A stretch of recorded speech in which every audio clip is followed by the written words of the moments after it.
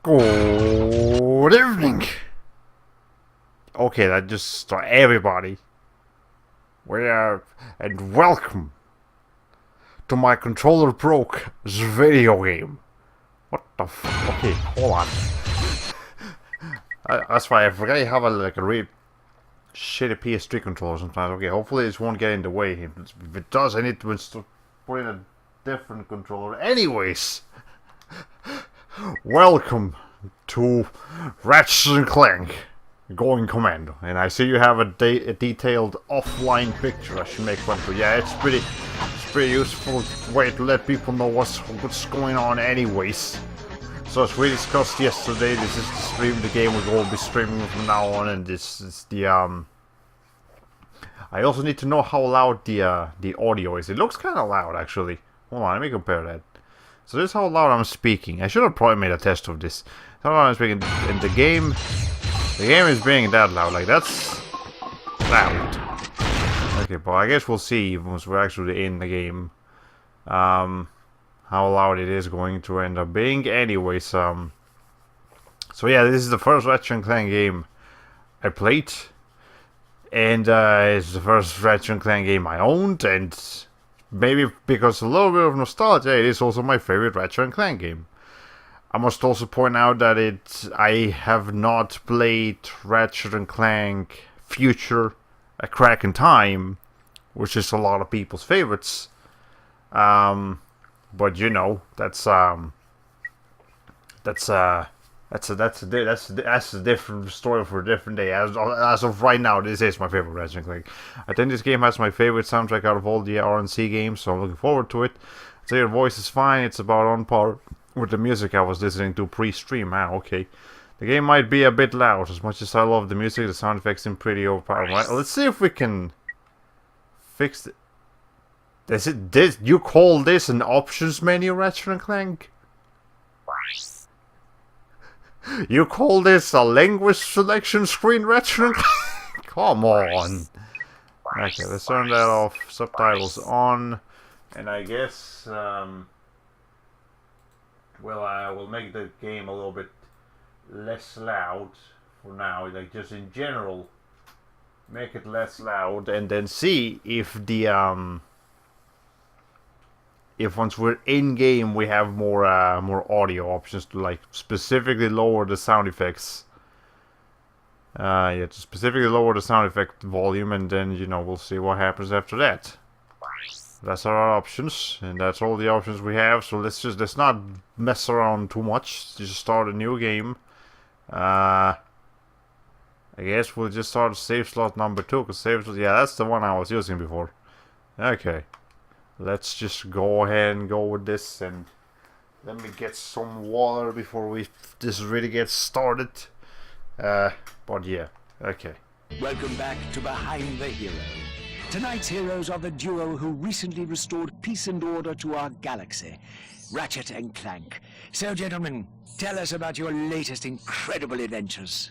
Well, as you can imagine, we've been pretty busy. After Drek's defeat, there were parades, press conferences, fancy dress balls. And the wiener roast at Al's. Oh yeah, that. And then things started to slow down a bit. After that, there was the grand opening. Yeah, I'm audience is picking a bit. Yeah, I'm hearing it too. Last week. 6 months ago. We're still pretty busy, but in a more domestic sense. Yesterday. That's just how it works. What the hell? Game, stop peeking. Jeez. Aren't you supposed to be an HD remaster? Aren't you supposed to sound better than this? Okay, whatever. We'll just. I found our man. As soon as we're in the game, sounds like a bass boosted me. I know. What the? Okay. I sincerely hope we have audio options once we're in the game. This doesn't. The freaking hologram voice doesn't help. But our entire galaxy is in a very precocious situation. I would like to point out I have my volume like quite low on my headphones, and I can still hear it peaking. Did that make any sense? So, you need me to go on a dangerous mission in another galaxy. Indubitably. A few days ago, this top-secret biological experiment was stolen from our testing laboratory by this duplicitous criminal mastermind. Is that mastermind the one behind this audio boosting? We'll do it! We will? Frank, I have precipitated your recalcitrance and have made special improvisations for you. We are prepared to give you a job as the head accountant for Megacorp, plus a penthouse suite in lovely Megapolis, and our state-of-the-art robotic masseuse. Deal. As for you, Ratchet, I'll need you in superlatory shape. While in transit to the Pokemon Galaxy, you will undergo heavy training and conditioning, including martial arts, heavy weaponry, survival skills, stealth, macrame, ballroom dance, and origami. Okay. We've used bipolar vector Mr. Fishwidget does not give us much of a chance to commentate, let's be real. Sector 7. Infiltrate the base and retrieve the experiment. Sir, ready for launch. Okay, let's see if the actual in-game engine... Okay, the in-engine sound is reasonable. It's the CG cutscene, the audio that sounds like shit. Okay. Ratchet reporting. I'm on final approach. Yeah, that sounds fine. 7 Alpha. Good luck. I'm counting on you. Affirmative. Beginning radio silence. Okay. Cool. Again, this is supposed to be an HD remaster. They didn't remaster the audio very much. Okay, never mind.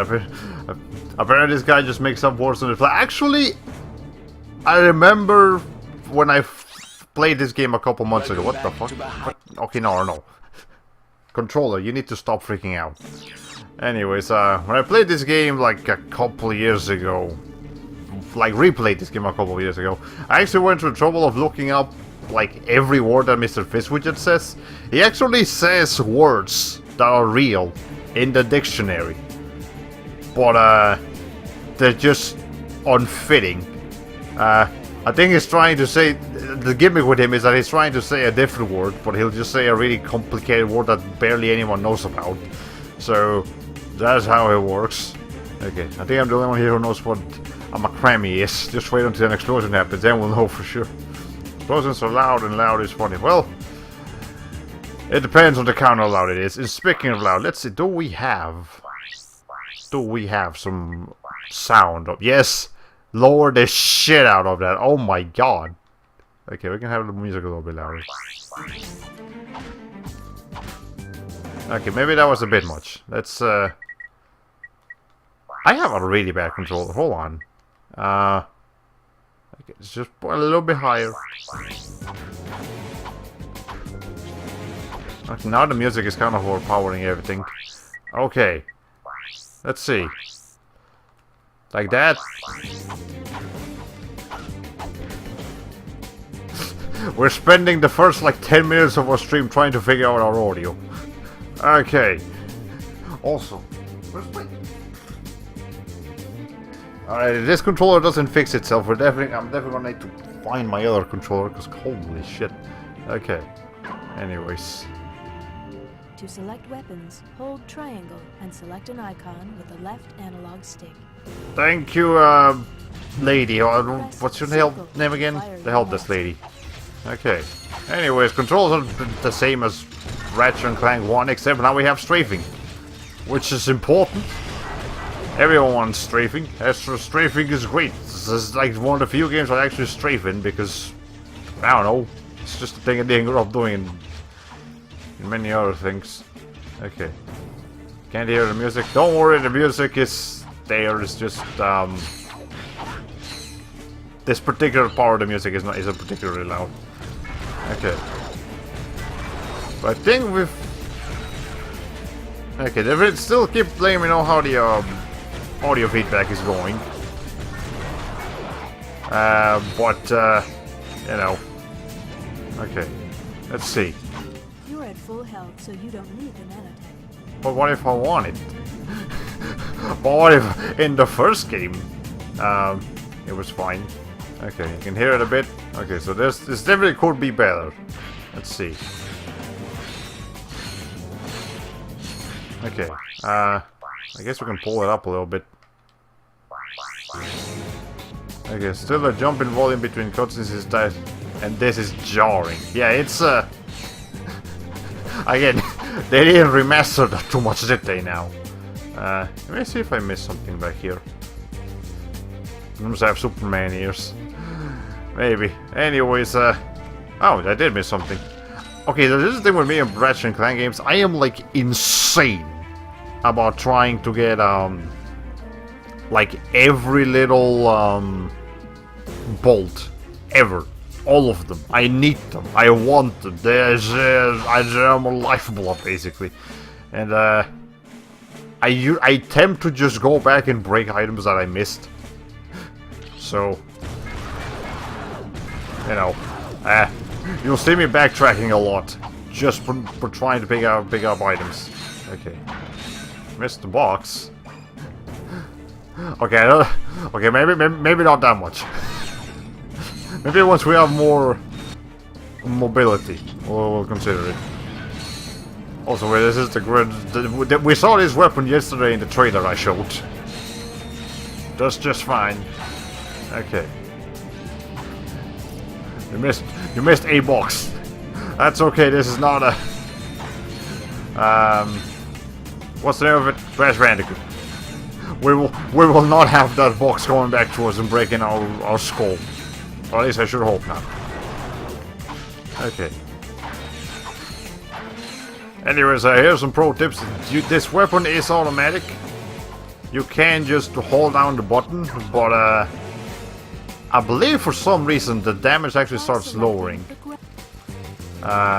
When you just hold it down instead of using it normally. Like, what am I trying to say? If I press circles 4 times, it'll do more damage than if I just hold circle for a bit. And it's weird. I don't get why it happens, but it happens. Anyway, I thought you meant the wrench. The wrench was somehow automatic. Okay, if you want to see the wrench being automatic, you're gonna have to wait until we beat the game, then we go into New Game Plus, and then activate first-person mode. Then you'll see the wrench be automatic. It's the plot of the game. Hold on. I see it's time to update my security forces. Whoa, no, hey, no, look, I'm just here to fix the transflexor coil. Nice try. I'm sure this ship has many of those.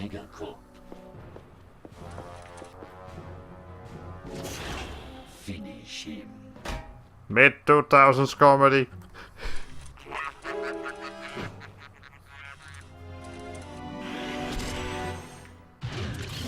Okay, anyways. See? It almost looks like they actually take less damage. Maybe that's not actually what happens, but it just looks like it does. Alright. Or maybe I just, because you hold the button down, it like fires too fast and you can't like calculate the things properly. Maybe that's what's going on. I don't know. There's a lot of things going on in this game. This game's great. Hit his head, yep. To reverse the camera controls, go to the options menu. Do I need to do that? That's how I like them. Okay, let me just... There we go, that's a little bit easier. Hi, how are we not, like, flying off? Because of... Okay, Ratchet, you do get gravity boots later. Not right now, but you shouldn't have the effects of them still. Okay, these windows do not give you bolts, I just like breaking them. Okay. That is an uncomfortable ship. That is a really uncomfortable ship. Like, I'd rather drive a Smart than that thing. Good. I need your best men to meet me at these coordinates. Well, at least the cutscenes load, like, instantly. That is nice. I'm pretty sure that was the case in the first game too. But okay, you know what? This dude needs to like back off. I think. Must have a sword. I don't think he was even sitting down. I think he was driving while standing up. At least that's what it looked like. Okay. Wonder why that cutscene audio was super. Maybe it was just the first cutscene that was super loud because we hadn't adjusted the audio controls, and I guess it considers voice acting and all sound effects. Like, I guess it just considers all audio from CG cutscenes to be You can aim your sound laser effects. more accurately by Um, L1. And that's usually how it goes. Like, you don't get to choose the CG, how the CG cutscenes work most of the time. They just do. Okay. Must have sore feet? Yeah, sure. If he's standing out, he'll have sore feet. And again, he left like 5 minutes ago. I'm sure he'll be fine for now. Maybe not in the next couple hours, but you know, for the time being, he's okay. Okay. Anyways, you guys are gonna do that. We do get some pretty good starting weapons. Like, in the first game, we only started with the bomb glove, and we had to get the blaster later.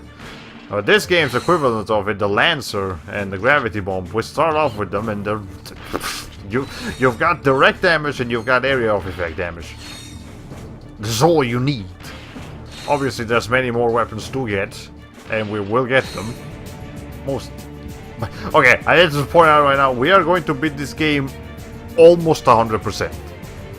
We are not going to get every weapon, or maybe even not be able to upgrade all of them, because that's something that you're basically expected to do in the in multiple playthroughs, you know, in New Game Plus stuff. But everything that is feasible, not everything is possible, but everything that is feasible in your first playthrough, which is what we're doing, we'll do it. So, you know, if you're having trouble finding so-and-so item or something, don't worry, this stream series will help you out. But for now, we have a cutscene. Why are you worried about those two? Actually, I know, because they have armor. Those guys are actually upgraded from the other ones.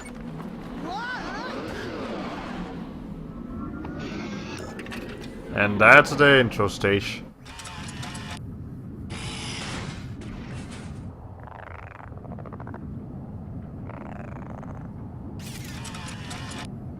Ah, well, we don't have emotions, we're robots. And we're not the Clank kind of robots. Ratchet checking in, sir. Incredulous. I didn't expect to hear from you again, so soon. There was a slight problem. The thief escaped with the experiment, and I have no idea where he was headed. Not to worry. I just received an emission which may lubricate the matter. I wish I got my emission test ready. Waiting on those. You bet, mister. We got galactic maps, 3D maps, foldouts, cutouts, maps to the stars, and their homes. Sorry about that. I would think in the future we would have everything on the internet. That's my wallet. Could you take care of this? Perimeter defenses deactivated. You forgot your change. I'm on my way. It's that guy from the first game. I don't think he... we do get some returning characters from the first game, but that guy wasn't one of them. I'm pretty sure he just looks like that Gadgetron employee from the first game. Now they're Megatron employees, you see. This game has Megatron. Or is it Megatron? Megacorp. Megacorp, not Megatron. This isn't, what's the name of it? Freaking Transformers. Okay. Sells the grind boots. Yeah, he sells you the grind boots even after you save his life. Which is rude. Don't do it. Anyways, here's the vendor of this game. So in the first... This is definitely a downgrade from the first game, I would say, because the first game had like a bit of a cooler looking shop, and they also had the guy that was like the little crocodile dude that had some commentary on stuff. And this game is just, there you go. Here's the stuff. Buy it if you want, don't if you don't want it, but just whatever, just don't bother me. Okay, so right off the bat we got the chap. And the blitz gun, that's a shotgun, and that's like a ninja star thrower. They're pretty cool, but we're still gonna focus on this two for now, because as you can see, there's a little meter that's going up below the weapon symbols up there in the top left, that means they're like getting experience, and once they fill the bar up, they level up. And we're gonna try to do that for as many weapons as possible. Maybe not all of them, probably not all of them, but as many as we can. Okay, what can I do here for you? Yep. What are you, boy? What are you selling? Ah, got some good stuff on sale, stranger. Alright, anyways. Rare case of 5 out of 4 times signature right here. Yep. Okay, or 5 quarters. Anyways, let me see if I can get this guy real quick. That's most of them. Those guys die in one hit, that's pretty easy. Hi, you. Okay. Actually, so can we... Yes. So you can see the guy over there is being molested by tentacles. As you can see, they're only in the starting phase, so he's okay for now. But I've seen enough shows on the internet to know where this is going. Anyways, by the way, birds. Come on, you're gonna kill them. There you go. And if I kill 4 of them, if I'm not mistaken, we get a skill point. I'm sure you guys remember skill points from the first game. You did things, and the game told you, hey, good job on doing the thing. Here, have a skill point. So, again, we're gonna be trying to get as many of those as we can. Can you please come on? I need my bolts, damn it. Okay, I need to account for projectile speed, and clearly I have not taken math lessons in a few years. Okay. I play carefully, indeed I do. But not quite as carefully as when I first played this game, because... Okay, here's a fun story. When I was a kid, I had this, like... When I played video games, I had this fear. Like this unreasonable, uncanny fear of running out of ammo in video games. So... Games like this, when I first played this game, I just like refused to use any weapon other than the wrench, because I was like scared of running out of ammo. And I actually finished got to like almost the halfway point of the game using only the wrench. It was a nightmare that I just put on myself because I was just terrified of ever running out of ammo, never quite realizing, oh, this game gives you ammo by the truckload. I can just do this and I'll be okay. No worries. Okay. So I've since learned my lesson. But you know, that's a funny story for you guys. Nowadays someone would do like a wrench only challenge as a, you know, as like a super high skill gamer nonsense, but me, I just did it because I was scared. So, there you go. That's most of them, actually not. There we go. Has increased. Defeat more enemies to increase it further. So yeah, when you level up in this game, you explode. And the explosion does a lot of damage. It will pretty much kill any normal enemies around you, and if you manage to level up during a boss fight, it'll do a lot of damage to the boss. Yeah,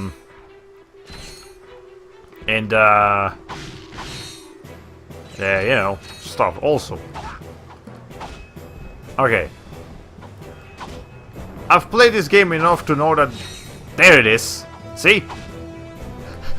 There are random spots in this game where, like, they put boxes behind walls, and I guess they just forgot to take them out when they've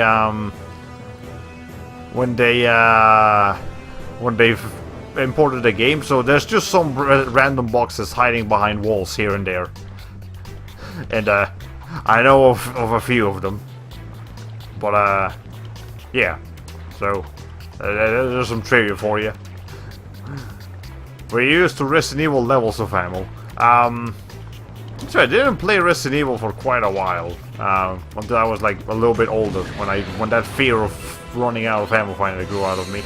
I watched my uncle play Resident Evil. He wasn't scared of using ammo, but me, absolutely nope. I do remember when I first played Resident Evil. I think the first Resident Evil game I played was Code Veronica, like the game that I actually played.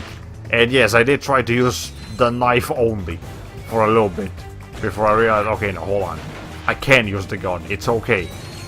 I'll run out of ammo eventually, but not yet. Then this guy needs to fucking die. I need to get through this door. Okay.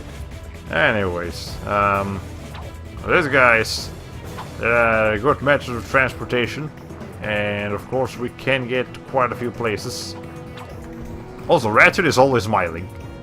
He's a happy guy. He's always ready to go. He's like SpongeBob, except the furry and not aquatic.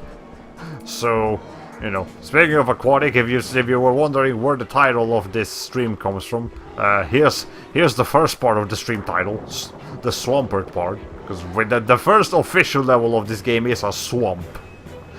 The crank part will come in the next level, so you know, look forward to that, I suppose. Okay. Hey, look, it's that new character from Super Smash Bros. Boy, what's he doing here? Oh my god. Still can't believe that actually happened, but whatever. Let's see.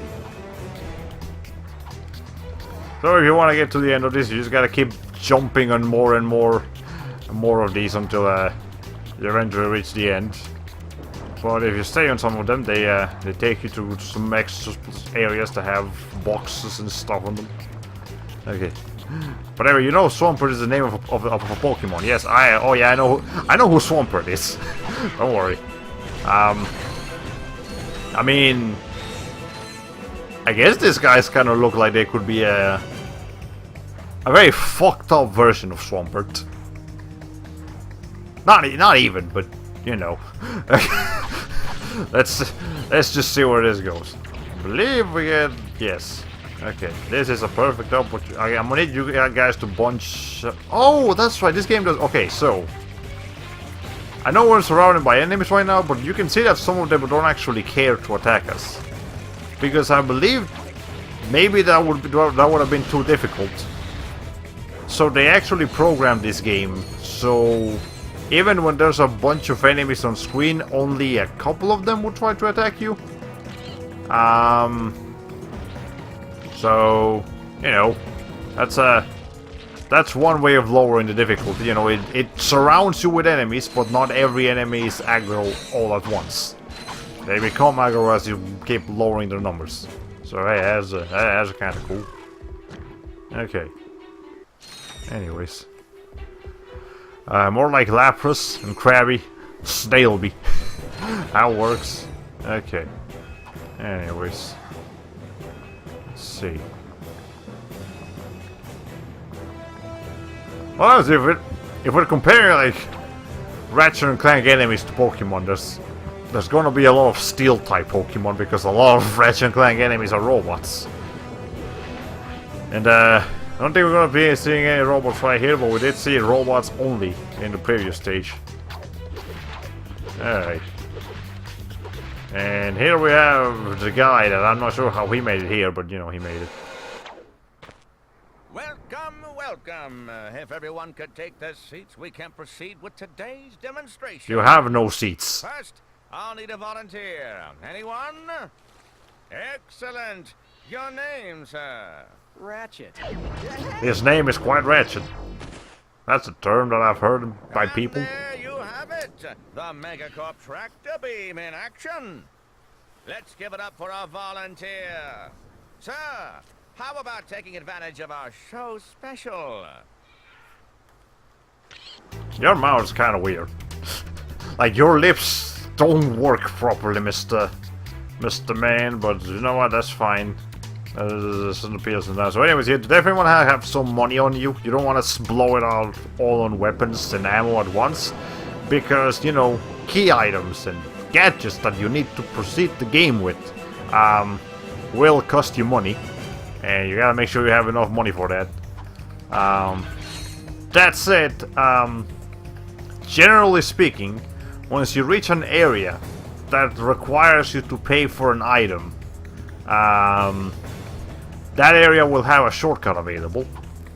So right here, if we didn't have enough money for it, or we didn't want to buy it yet, we can just climb up these stairs and, you know, come over here. And right here, we activate this little shortcut and we're back to the beginning of the ship. So, you know, if you want to come back later, you know, you come back here.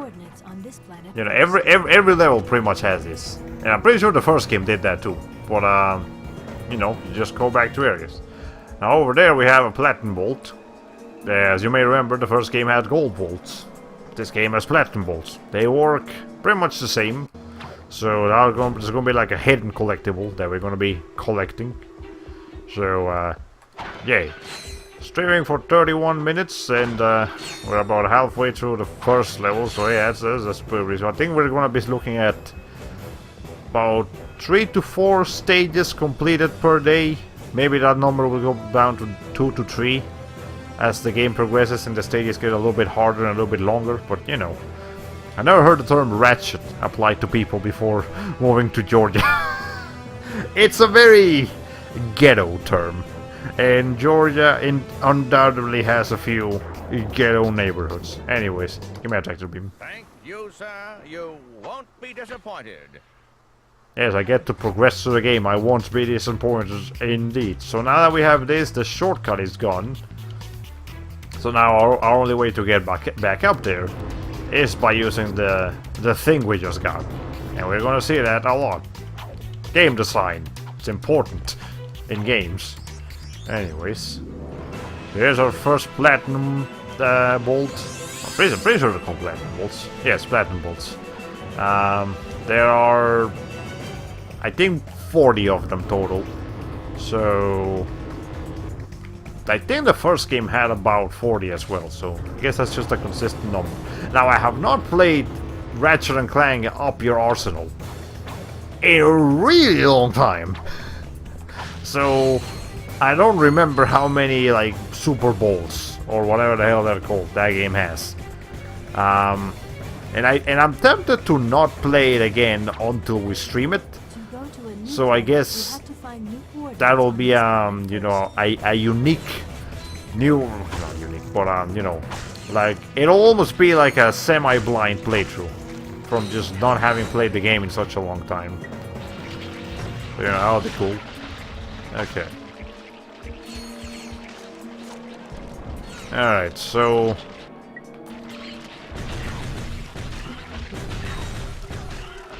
this swamp area right here, I think the first game had a couple areas like this too. You can fall down here, jump once, jump twice, but on the third time you can't jump anymore. So you get 2 chances to get out of the water if you fall on it. After that second chance though, you're done. Okay. Now you must find its counterpart, the platinum nut. Well, I think a platinum nut is what's going to be happening to a lot of people at the end of the so-called No Nut November. There we go. There's a lot of people holding their nuts for no reason at all. They're just doing it. Anyways, this guy over here, he's having a real hard time with No Nut November. And the tentacles aren't making it any better. Anyways. Let's see. These guys are actually close enough for you to hit them with the wrench. So, hey, you can save an ammo in a couple of areas, if you so desire. Alright. I wonder what the average amount of bolts is when people usually get to this area of the game. Because I'm pretty sure my average amount of bolts is a fair bit higher than the normal average amount of bolts. Again, I go out of my way so much to grab bolts. I don't think most people have the patience for that. Anyways, didn't you just die? How are you here again? Okay, whatever. Punch them up. That's all that matters here. Okay. I'm actually getting more experience for the gravity bomb, even though I'm technically using it less. By the way, you can quick switch to the previous weapon you used by pressing triangle twice. You don't have to go into the menu every time. You know. Okay. Let's see. Over here, there's a pretty good spot to use this. There we go. Yeah, I also remember something really stupid I did when I first played this game.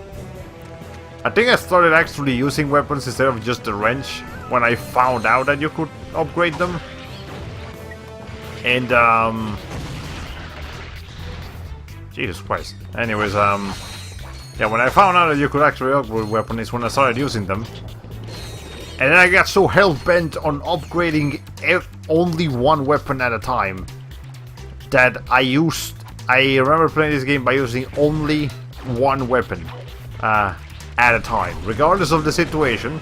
You know, if the graviton bomb was the most accurate thing to use in that situation, I wouldn't use it because I was currently upgrading the Lancer. And then once I was done with the Lancer, even if I only had one enemy to deal with, I would waste an entire graviton bomb on them. And yeah, basically, it all boils down to when I first played this game, I played it real bad. I was a terrible Ratchet Clank going Commando player when I first played it. I have since learned, and I'm glad I did. That sounds like it could be an interesting... I'm making all of this sound like interesting challenges, yet they were all fears. They were all real. They were all truly nightmares. Okay. But whatever, that's okay. We're past that now. Anyways. Also, if some bolts are far away, you can throw your wrench at them. Your wrench has its own gravitational pull, so you know, you don't have to go out of your way to like risk yourself in a weird form to get some stuff. Okay. Anyways, Mr. Man. I think we've encountered 3 kinds of enemies total in this level, and I think that's the average. Every level will have anywhere between like 3 to 5 enemies to deal with, and some levels will have mini boss battles, as we're about to see. As the thing's happening. Okay. Ow.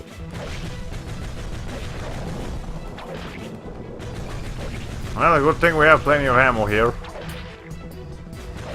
I don't think it actually matters where you shoot. It's just as long as you do it. Okay. There. Well, that was simple enough.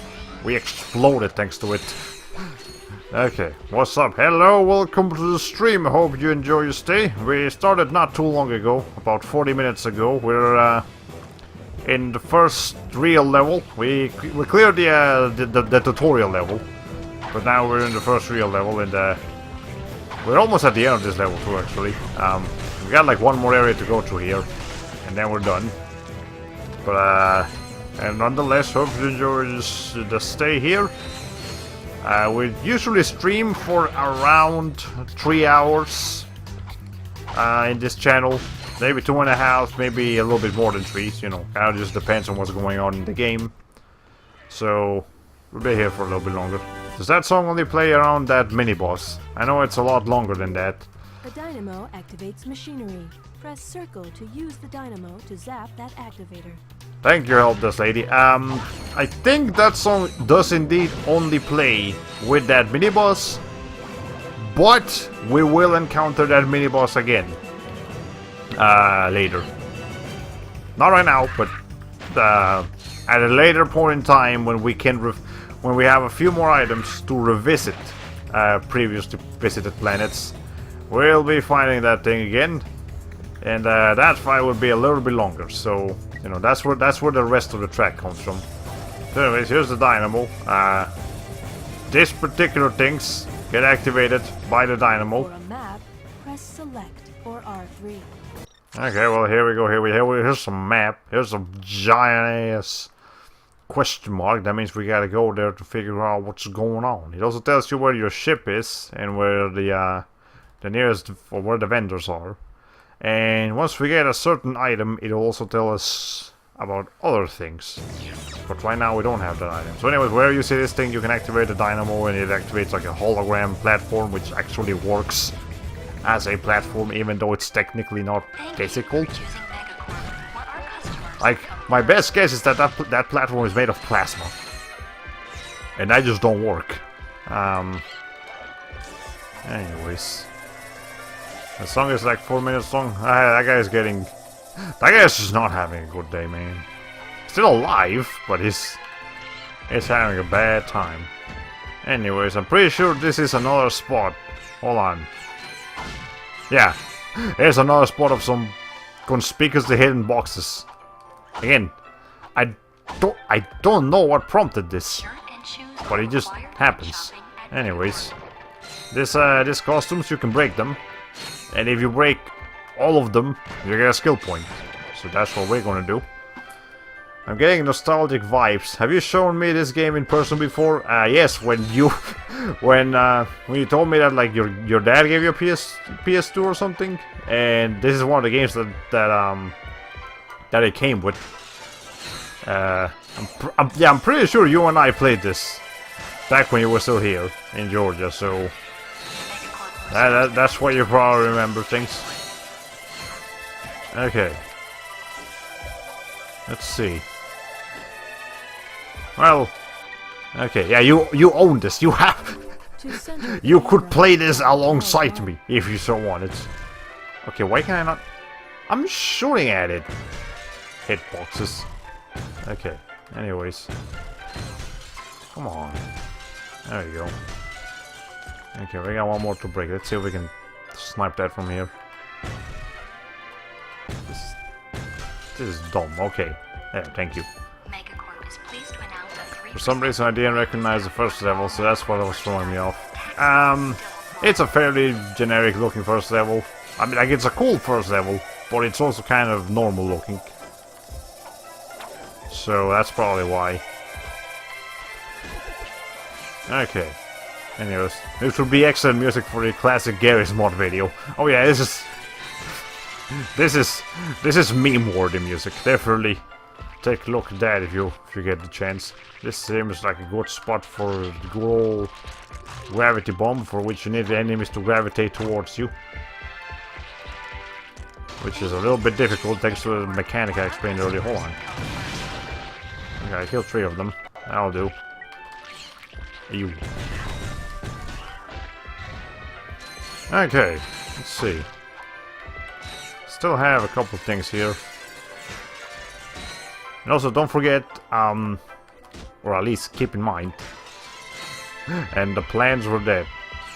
Yeah, so you can break the glasses by hitting them, but you also need to break the costumes inside if you want to get the skill point, so, you know, keep in mind of that. You could lose out on the valuable skill points if you don't do that. And you don't want to miss out on those. Okay. Anyways. I believe I'm getting close to finishing that off. And what's this boss doing here? Probably an enemy died in there or something. Okay. Well, not quite, but still. Okay. There's the outside area. Music's still playing. Also, I find kind of interesting that one of the first levels is actually like a... almost like... this... What time of the day is this? Would you say it's nighttime or more like... really, really, really early morning? This looks like really, really, really early morning to me. And it's also raining. This is a very gloomy thing for the music that's playing in the background. And for this being so early in the game, but you know what? Maybe that's the part of the charm here. Okay. I think Sonic the Hedgehog 2006 wanted to be like this, especially when it comes to those particle effects. You know what? I'm thinking back on what that game actually looks like, and I'm imagining it with this art style, and I think I can definitely see it. But I guess that game just came out to be a bit too shiny for its own good. Okay. Anyways, I'm gonna use this as a platform so I can get up here. Hit this a little bit. Well, I should have known again that wrenchback would break the platform I'm standing on. But that's okay. It's alright. There we go. Okay, so this floor, this kind of floor material is special. Can't do anything with it right now. Once we do, we'll be able to go up there, which clearly you can tell there's a thing up there that we can't do anything right now with. Also, if you really want to, you could like break the game somehow and try to like just wall jump your way up there. I think I've done it before, but I don't think the game actually activates anything if you get up there. Yeah, this only activates if you have the gadget required to get up there. If the game recognizes that you don't have the thing, it won't let you go through. So, you know, that's a bit of an anti-cheat move, I suppose. Okay. Oh no, minor obstacles. Whatever shall we do? Anyways. Ratchet, come in. Are you there? Copy, Mr. Fizzwidget. Listen, I have some new information on our experiment's wherewithal. The thief was indemnified at Megacorp's Mactar Resort. Also, the thugs have towed a moon-sized jamming array into Mactar Resort orbit. Should I take it out? Affirmulous! It's disconfabulating our annual Galactic Gladiators broadcast.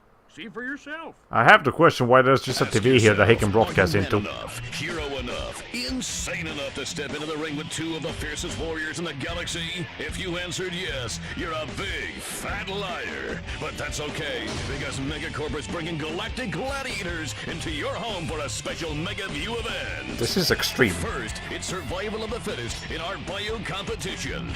Be there as Chainblade. Chainblade unleashes his fury on our gladiator guest contestants. Chainblade has gone undefeated in 500 straight matches, but if the bio division doesn't do it for you, our robotics division will. Taste the adrenaline as contestants face off against our four-armed bandit, the B2 Brawler. Brawler. No living creature is a match for this machine. Watch 6 tons of Carbonox alloy hunt for its prey. There's no consolation prize, cause this bad boy's programmed to show no mercy. So, what are you waiting for? Call now to bring Chainblade and the B2 Brawler into your living room. But put away the fine china. The Galactic Gladiators, only on Megaview. Call your provider now. Well, Chainblade, huh? I've got the coordinates. Ratchet out. okay, well, as you can see, this game is self-aware as shit. Or maybe not self-aware, but you know, it... Okay, I guess self-aware is the word. Anyways, you really want to see me try to get wall jump up there? Let me give it one more shot, but it's really finicky to do. Let's see, maybe there's like a soft spot around here somewhere. Okay, hey. Here's the thing, you can only wall jump twice in walls that are not designed to be wall jumped on. Which makes you question why you can even do it at all in the first place, but Megacorp reserves the right to... you have to like really try to break the geometry here.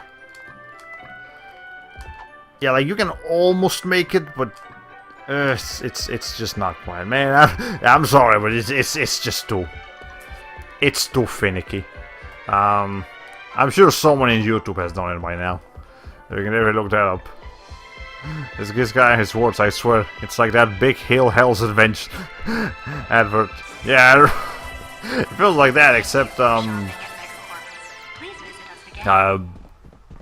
age appropriate, I guess? Also, before we go, now that we're done with everything here, we have, you know, we have an immediate shortcut to the Megacorp store.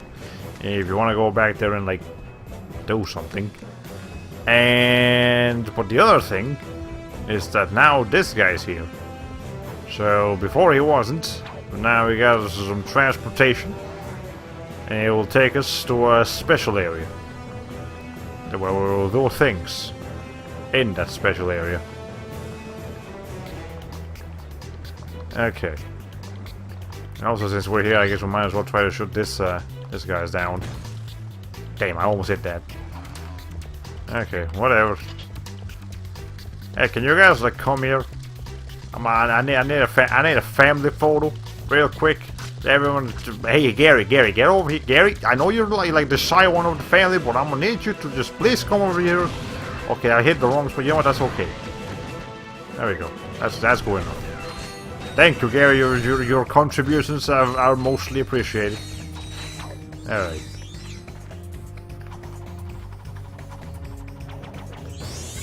Yay. Okay, I think that's all the platinum balls in here. Maybe. Sure hope so. Damn, is any balls back here because I blew up a bunch of people from the back? No. Okay. Does this tell you your missions? Okay, now. This does tell you the missions you can do, but it doesn't yet tell you about how many platinum balls you have. You want to go to sleep? Oh, well, if you gotta go, that's okay. Thank you for joining us for this short amount of time. Anyways, you know, all viewers appreciate it. All chat activity is appreciated, unless it's just like mean. That's not appreciated. It's 5. Oh, it's 5 a.m. where you are. Okay, I guess you're in Europe. Probably. Yeah. Yeah, definitely. Go get some sleep then, if it's that late in the morning or early in the morning, I suppose. Yeah, I'm afraid my schedule doesn't. You know, I'm over here in America. So your schedule is obviously going to be European schedule is going to be a little bit difficult to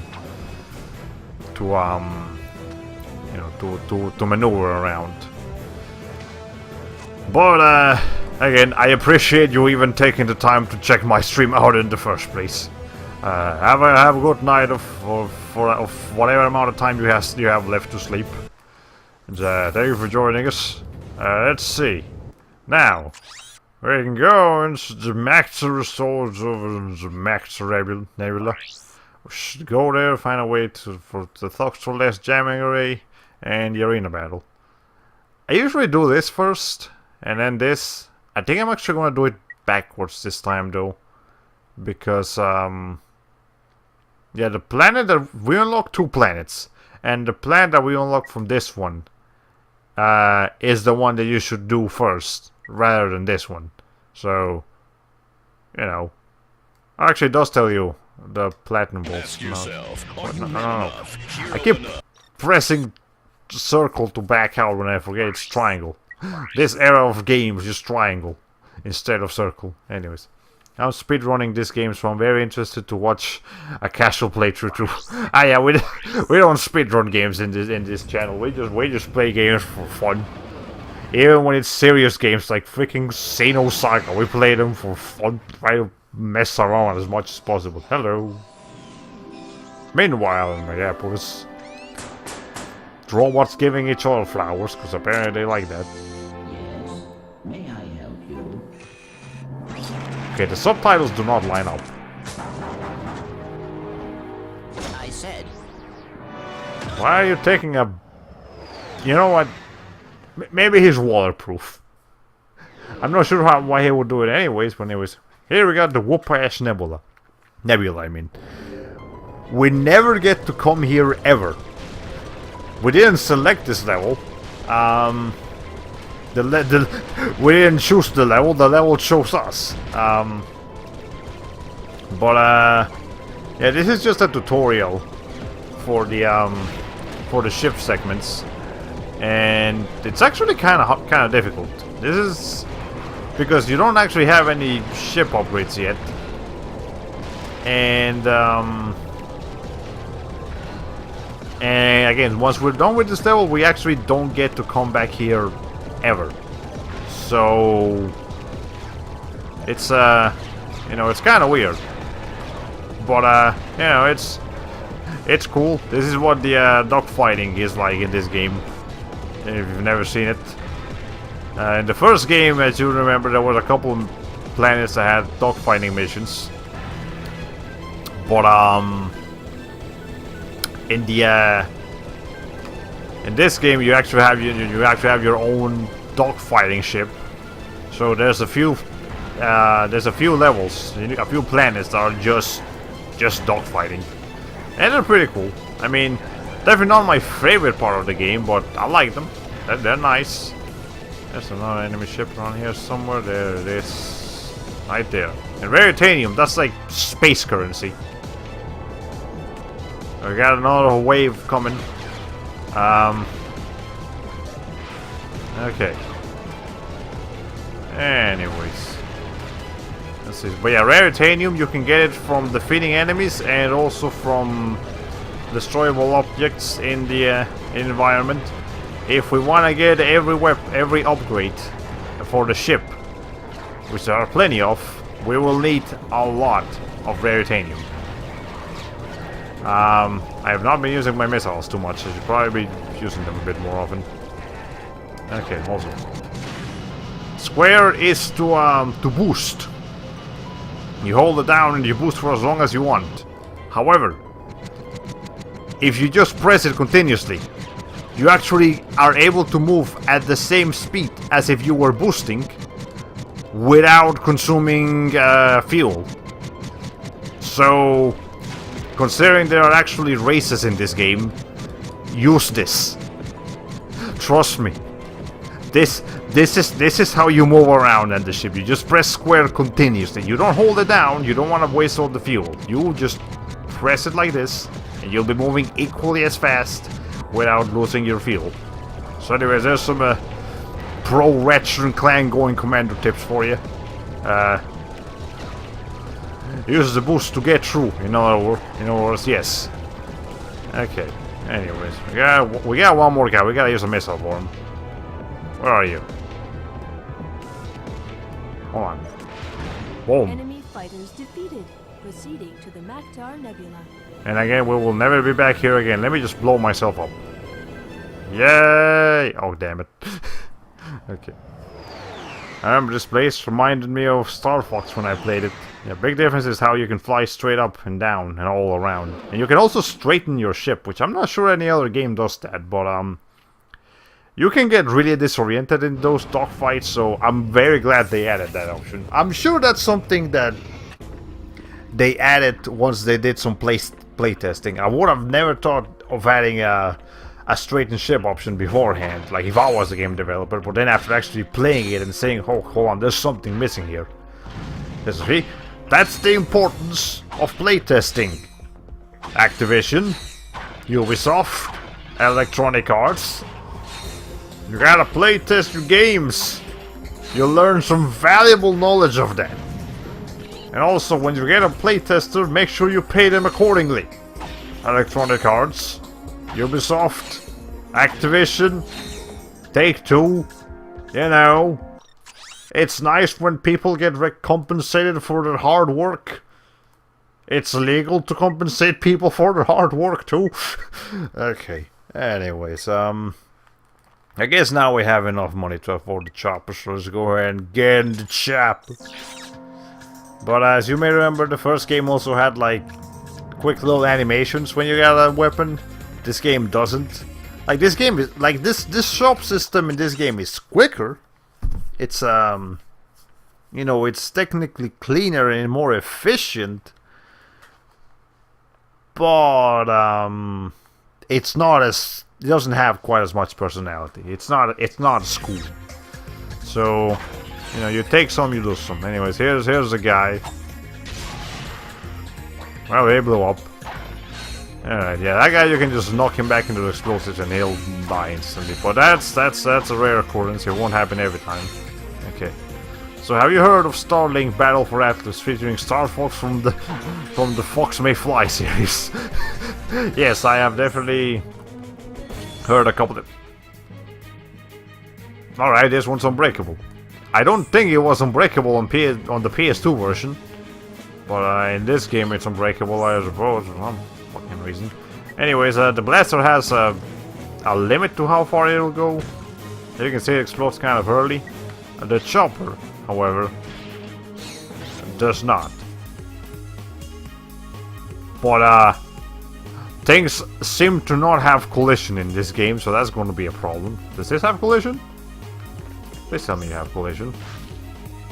Oh, I think I get it. Alright. Okay, so again, there is a skill point for breaking like all the lights and stuff in this level. But I guess in the original PS2 you could also break these. And I think they forgot to actually count those towards the no, they forgot to not count these. I guess these weren't supposed to count towards the overall completion of destroying the lights. So if you broke a couple of these satellites, you could actually get the skill point early before breaking all of the lights here. So I guess they made this unbreakable now so that you couldn't do that. Like, you couldn't... So that you couldn't cheese the system is what they did there. I'm glad I still have that there. Anyways. For all these bolts I just ignored for such a long time. Anyways. I've heard it compared to No Man's Sky, but that dogfight you were just in reminded me of it too. There's lots of that when you're traveling between planets and Starlink. Yeah, I've definitely seen some of it. It looks kind of interesting, and you know, as someone who enjoys Ratchet Clank's dogfighting sessions, maybe I would enjoy the game myself. And if I'm gonna get it, definitely gonna get it on Switch, just so I can mess around with Fox. Because like, just for having Fox in there, a character that no other version has, that makes the Switch version superior. Like, it just straight up is a better version of the game for having a character that the other versions don't have. So again, I see no reason to get any other version of Starlink other than you don't have a Switch and you're not planning on getting a Switch later.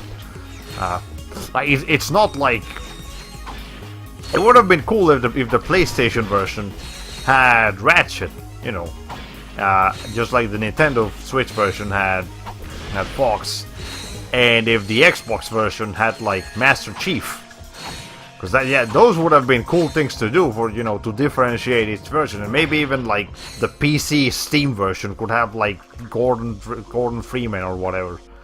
But nope, it's only the Switch version that gets anything special. I said I was gonna go through this way first, but well, actually, no, yeah, let's still go to that way first. We'll come back here later. I'm just too... this is just muscle memory playing right now. I'm too used to going that way first. Okay. Anyways. Further reminder that no content is locked behind toys. There's a digital version of that that has everything. Okay. Yeah, that's good. I don't want no Skylanders 2.0 happening here. A bit dumb. Okay. These guys take a few too many hits to kill, so I'm gonna use the chopper here. That guy's gonna blow up. Hold on. There we go. See? Okay, you do get a few more chances to knock people into you forgot to texture this. Game developers, in the PS2 this is textured.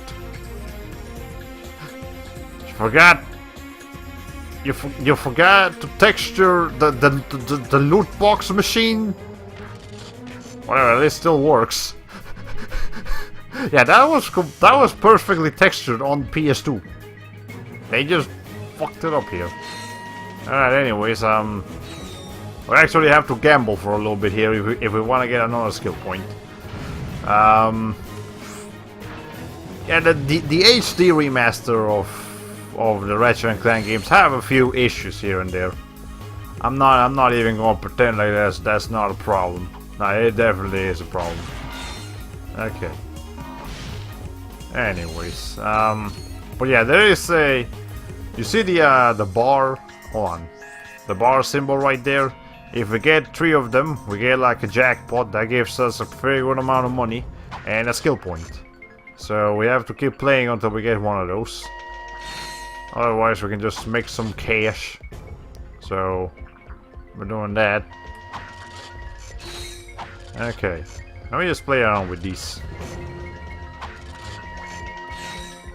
Now, obviously they won't always succeed. Sometimes they give you ammo, sometimes they give you health, sometimes they give you bolts, sometimes you fail. And sometimes they explode. I'm sure a couple of these will explode soon enough. I see that one exploded, and the first time you do them, they have enemies on them. So you know, you gotta make sure you don't fuck it up. Okay. Also, here's something that's different from this game. There you go. Ammo in this game is standardized. So, in the first game, every weapon had its own ammo crates, which again was kind of cool to see that they modeled different like ammo boxes for every weapon. But in this game, it's all just like standard Megacorp ammo, and it works for all weapons. Like, if you're missing ammo from any weapon, any Megacorp ammo thing will do. It's it's less cool, but it's less character, but it's more convenient. So that's like a common design in this game. They made the game technically have a bit less character than the first game, but it is definitely more convenient than the first game in most areas. This must be what gacha games are like for dolphins and whales. Yeah, it's just you just keep getting money and money and money by spending money and money and money. And the big problem there is that you keep getting digital money in exchange of real life money. One pays the bills, the other one doesn't. That's where the real problem comes in. Okay. Anyways, now we're just down to one machine here.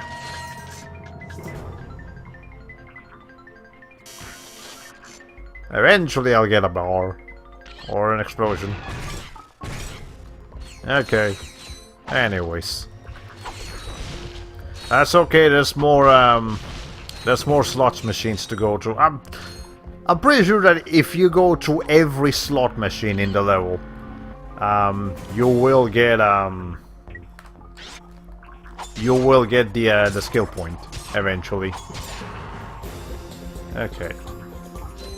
Anyways.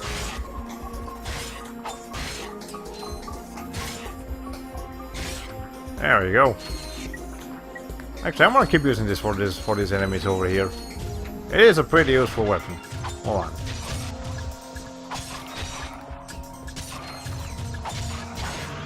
Okay, that guy's dead, and then that guy's dead. Yay, everybody's dead. Still can't break these. Still can't break those. Okay. Alright. Today I found out a weird, interesting fact. Apparently, like way back in the day, there were enough like genetical similarities between whales and like some kind of wolf sort of mammal thing. Like I've heard of people saying that well, not people. I know that whales are mammals. They're not fishes, like officially speaking. But I never quite figured out why why they were classified as mammals and not just like a special kind of fish. But apparently, yeah, they like the old ancestors of the whales are like wolf-shaped. Like, I mean, like really back in the day, as like species kind of started mingling with each other and you know, becoming a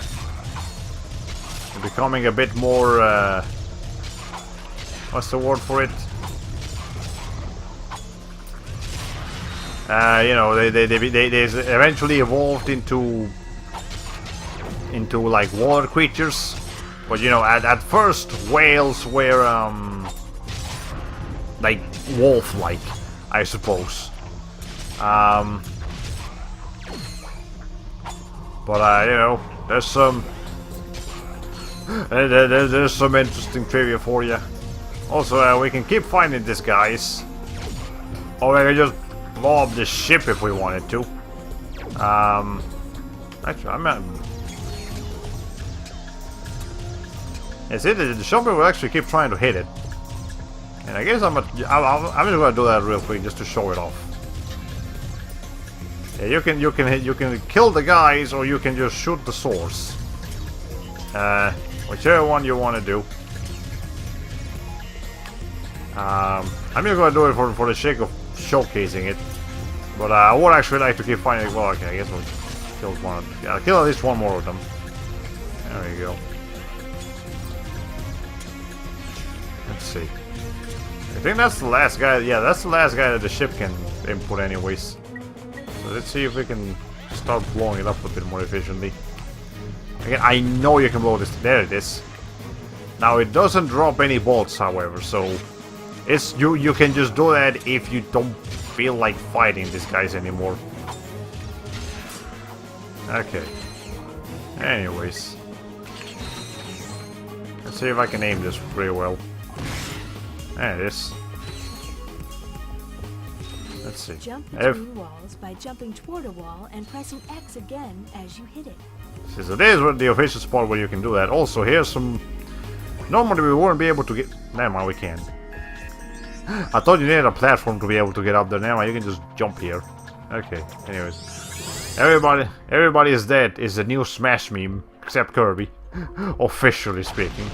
Yep, it's funny because like they introduced everyone, like everyone is here, and now everyone is dead. All of your friends and family are dead. Okay. Yeah, I'm not sure if they did that intentionally, like just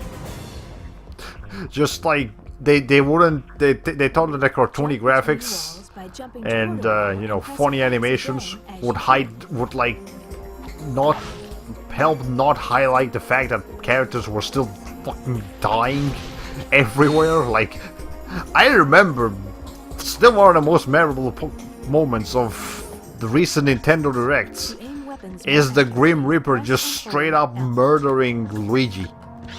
Like that really caught me off guard. Like, I was sure Simon was gonna come in and save him at the last minute. I wasn't expecting him to not save him at all. Just actually have Luigi die, and then Simon came in. Like that was jarring to me. But I mean, it was funny, I suppose. Okay.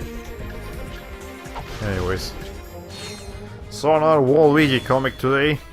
He watches everyone get obliterated on TV, looks at his smashed invitation on the table, chucks it in the trash, and chucks a bottle of liquid. You know what? Fair enough.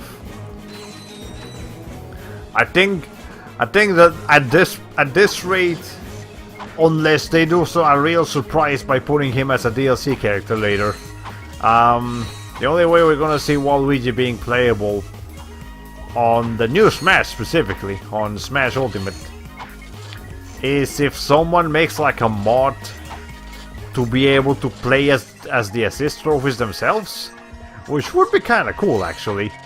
You know, some of the assist trophies seem to have enough move sets to, like, you know, make for fun characters. Like Isaac seems to have a bit, you know, high. Yay, we now have the Heavy Lancer. It shoots more, it shoots faster, and it shoots stronger. See? It's pretty cool. But that means we get to move on to a different weapon now. But yeah, that would definitely be something I would like to see in the new Smash. Just the ability. There we go. We got a skill point. Now we have this thing. We're still gonna do the this machine stuff. We're still getting money from them. Okay. I really hope Dracula is one of them. That would be pretty cool. Alright, let's see. So I think it's been hinted that the Neo Adventure mode will have boss battles like in Bro. Oh, okay, that's what you meant. Well, we did have the entire you know, we did have the entire showcase of the Castlevania stage when they revealed it. Like it feels like just a normal Castlevania level, but in Smash. And that, you know, that the fact that there will be like stage bosses in normal battles makes me think that we will definitely get to fight Dracula and that Monster Hunter thing eventually. But I guess at the end of the day, I think they have definitely shown quite a bit. And maybe they should slow... Yeah, I definitely don't want to see anything new for Smash Bros. Ultimate until the game comes out. Like, even if they get some leaks going or something like that, I'm not gonna look at them. I want the rest of the game to be a surprise. I don't want to be spoiled on what I'm gonna be getting when I get the game later in December. You know, any new interesting, you know, trophies that come out of there. I mean, trophy spirits that come out, or like assist trophies, or stages, or whatever. I want to see it all fresh. I don't want to see it in a trailer. I don't want to see it from some random dude on Reddit that got a leak. No, I want to see it from my Nintendo Switch of my copy of Super Smash Bros. That's what I wanted. Okay. Anyways, let's see. It'd be great if some assist trophies were turned into boss battles as well, like Rathalos. Yeah, that's what's his name, from Monster Hunter. I'm sure the new final boss will be amazing. Even the weird one we got on Wii U caught me off guard. I actually don't know about him, but sure, I'm sure it was great.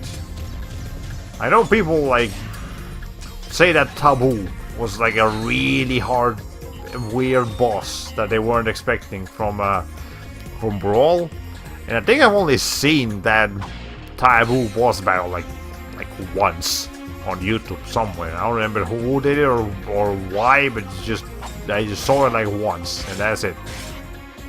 Alright. Okay. And its final form wasn't leaked either. That's impressive. Something in Smash Bros. Didn't get leaked? Wow, that's new. But then again, we did get the whole Piranha Plant situation. Anyways. Let's see. So I don't have enough money for this, and I wouldn't really spend my money on that right now anyways. Taboo was a total cheater, I can imagine. Anyways. Let's see. Is everyone ready for tonight's Mega Battle? Introducing from nowhere in particular, this guy. If he can make it past all of our gladiators, he'll take home this brand new electrolyzer. If he can't make it past our gladiators, he'll receive a consolation prize. Let the games begin! I don't know why I muted myself for that entire thing. I think I was just drinking water and I forgot to unmute myself. But okay, whatever. Here's the arena. I would suggest not actually using this place to upgrade your weapons, because the enemies here barely drop any experience. Like, you can use weapons to defend yourself, that's fine, but like weapon experience, you're not gonna see that chopper thing go up, like, at all throughout this entire fight. But yeah, so here is actually a good spot to practice your range skills, because there's little point to using the your weapons anyways. Okay. Anyways, he has a really hard to dodge attack that always happens at the last few times we got the battle that insta kills you if you touch it. Yeah, that sounds pretty bullshit. Would like to not experience that. Okay. Now the chopper, as you can see here, the chopper's like tracking ability is a little bit wonky. It doesn't track properly all the time. But you know, it tracks sometimes. Ow. Yeah, we're fine. how to actually play as an engineer in TF2. Of the Gladiator games, this guy. I wish engineer was this the agile. Eligible for a championship Or maybe I'm just bad at it. again for big cash prizes. Maybe I'm just bad at Congratulations on TF2. winning the electrolyzer. Yeah, we got the electrolyzer. That is a thing that we will use to do things in life.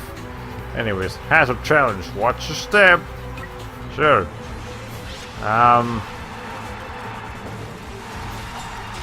Yeah, there's a couple of challenges you can do here. We're gonna do a few of them. There's one in particular that I definitely want to do before we're done here. But some of them are really long and really annoying to do, really. So I think this is something we will come back to do later. Yeah, we will come back and finish this arena at a later point in time when we have more HP and you know, when we have more health and we have more weapons to defend ourselves with, to like really plow through these enemies. Because again, some of these waves of enemies get ridiculous. Like holy shit, it's insane. So again, we can technically do pretty much everything that this arena has to offer now, but we'll be here for the rest of the stream, and I don't want to bore you guys like that. Then we want to move on to other planets and do other things for long. But we will at least do the chain blade battle. That one's pretty cool, and there's also a particular skill point that I want to get from that too. Alright. There we go. BRB, that's fine. Yeah, we got 1500 bolts. Okay, here's the chain blade challenge. So. Returning to battle is everyone's favorite gladiator. He slices, he dices, and carves up a main dish. Please welcome Chain Blade. So chain blade, you can get a skill point if you kill this guy using only the wrench. Okay.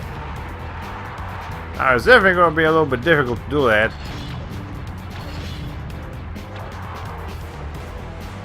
Because I believe he starts doing this quite a lot. Okay. So the strategy here is to just like do this like hyper strike thing as much as possible, and then when it decides to go in the air, just keep dodging him. Yeah, but as long as we never use a weapon to hit him, we only use the wrench, we will we'll get a skill point. Yeah, with those you just gotta double jump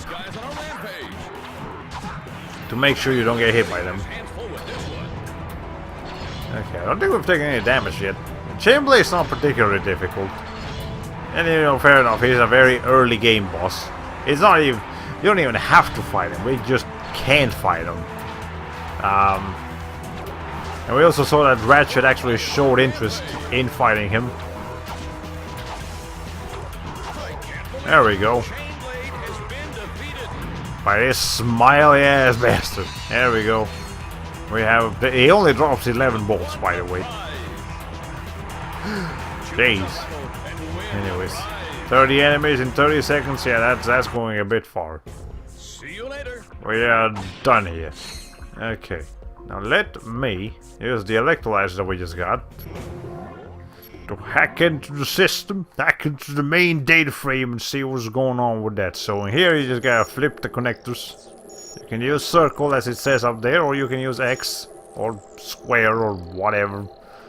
I think like almost every button except triangle works. So you just gotta make sure this thing don't crash into each other. So this is just a matter of being able to see a large area. And can never get kind of confusing. So I do believe some of those will get pretty difficult later on. But here we have a cutscene. Hey, this would make a nice souvenir for Clank. Yeah! Hey, sure that's not a souvenir for you? You have no idea idea what you're involved in. Return to your old galaxy immediately. Or this will happen to you. By this, do you mean the cutscene just freaking out and like skipping frames? This will happen to you. Ah, that. Farewell.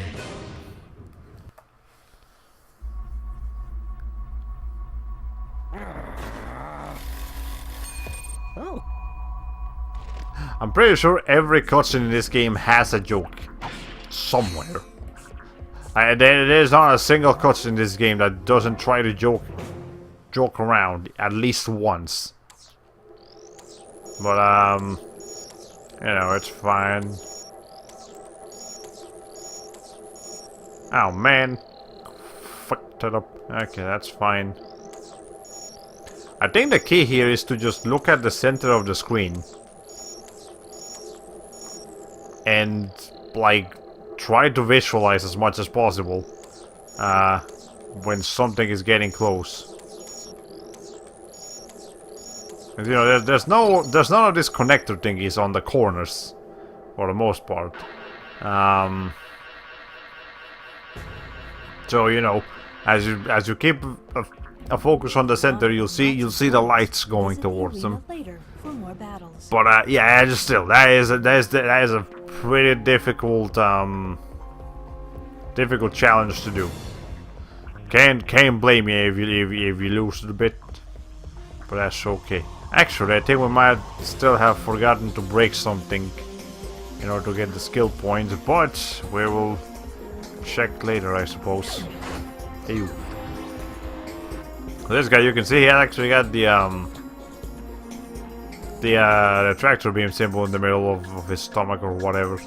So that's how you know you can tractor him. And you know, we need him to activate stuff. Over here we have bots, some chicken bots, bot chicks who are bots.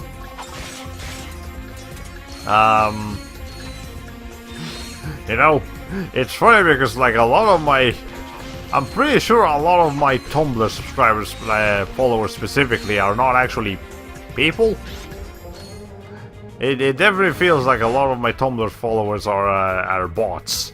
Their names and their posts, when you actually check them out, would suggest that. So, you know. Okay. Anyways. That was just a random bit of information that I felt like sharing. Okay. Any items in here? Well, before we go up there. Actually, no, we don't need to wait. Come here. Oh, we can just... Hold on. Come here. We need to catapult this guy. That's just mean. It's fun. It's funny. But it's mean. Okay. It's not funny for him, that's for sure. Okay. Anyways, I'm actually gonna go ahead and use this. Use the vending machines before the before blowing this thing up, because if we blow up that explosive, it will... Ow. It will have exploded the slot machine before we had a chance to use it. So that's why we played it like that. Okay. Well, at least it killed them. Indirectly, but if they did. I don't think your weapon gets experience for killing an enemy indirectly, but whatever. As long as it gets the job done, that's all that matters. Okay. Anyways, we have been streaming for an hour and a half. Wow, that's... It feels like I've been streaming for longer, but actually, huh. I guess I'm faster at this game than I thought I was. Yeah, we'll have time for like 2 more planets if we keep going at this rate, which I'm okay with. If I can finish this game even before the month ends, that'll be swell. Not because I don't want to play this game. No, I wouldn't have started streaming it if I didn't want to play it. But I also want to get through as many games as possible in as quick a fashion as possible, just so that we can, because I'm also very because I think I already know what game I'm gonna be streaming after this game, and I'm very excited for that one. Okay, there we go. We got a skill point. That's fine. So we don't need to. I thought I forgot something, but I actually did. All right, so. I'm pretty sure I know which game I'm gonna be streaming after this, but then again the plan might change, because there's... Without going into... Well, okay, I'll actually wait until we see some more chat activity again to discuss this, but I did want to mention something about the Sunday games and how we might have to change up the formula a little bit with some of the trading games specifically. But anyways, this thing... This bombs that we need to blow up. Or not this bombs, it's like beam thingies that we need to blow up. Those are the easy ones. This ones you actually kind of have to calculate how far they are, but the key is you see this line, this blue dotted line on the bottom? A little bit before that. Like right here. That's the distance you gotta keep for blowing up these things.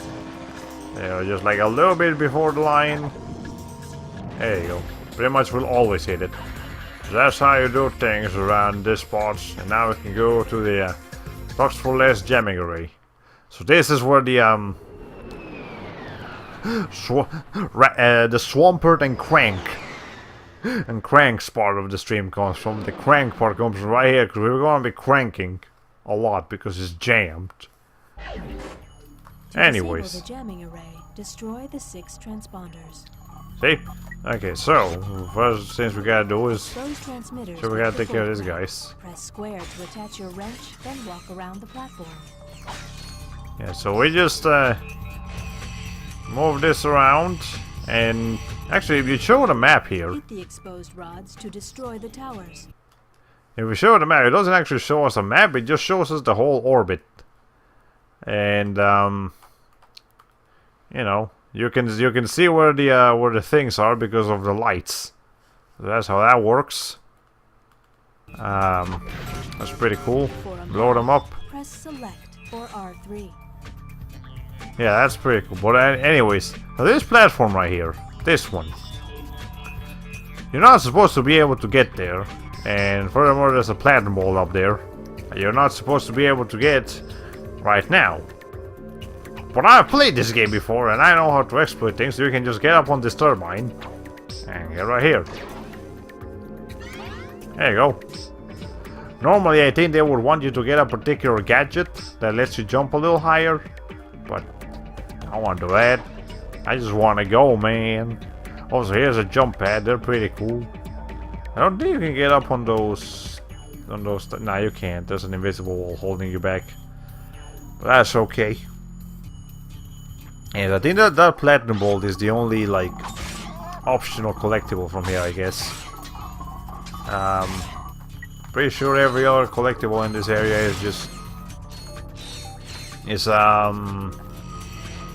just these towers, which we need to deal with anyways. Okay, transporters remaining 4. We got a few more. And there's also a few ammo crates around here. Those are useful to have. I guess I'll go ahead and use this thing. There we go. Now we're leveled up. Now it's the mini nuke. So I guess I'll go ahead and show it off real quick. The mini nuke is it covers a wider area. It hits harder and it leaves like a mushroom cloud, which is just kind of cool looking. But again, the plot must progress. We must move on to the shop now. I think this is where I start. This is the point where I start focusing on just 1 or 2 weapons and just go with the flow of those instead of trying to switch around between them, which is what I should do. But I don't have enough money for that, so that's not what we're gonna do. It wasn't the plan. Okay. Ow. Okay, when this thing gets stuck, it's a little bit of a problem. Alright. Then we're gonna have to look out for some health. This can't keep going. The chopper is not the optimal weapon every time. Alright, whatever, that's okay. We can go to this tower over here now. Let's see. Is there any health down there? I don't see any. Okay, whatever. You like actually hit the, you know, do your, don't just, I don't want to keep wasting this. There. Okay, this thing's just like don't work sometimes. Alright, yes, that's another weapon why the another reason why the chopper is just not a useful weapon in this particular area, because it just keeps orbiting around the planet rather than going where it's supposed to go, which would be nice if it did that, but it don't. It don't do that, so that's the problem here, you see.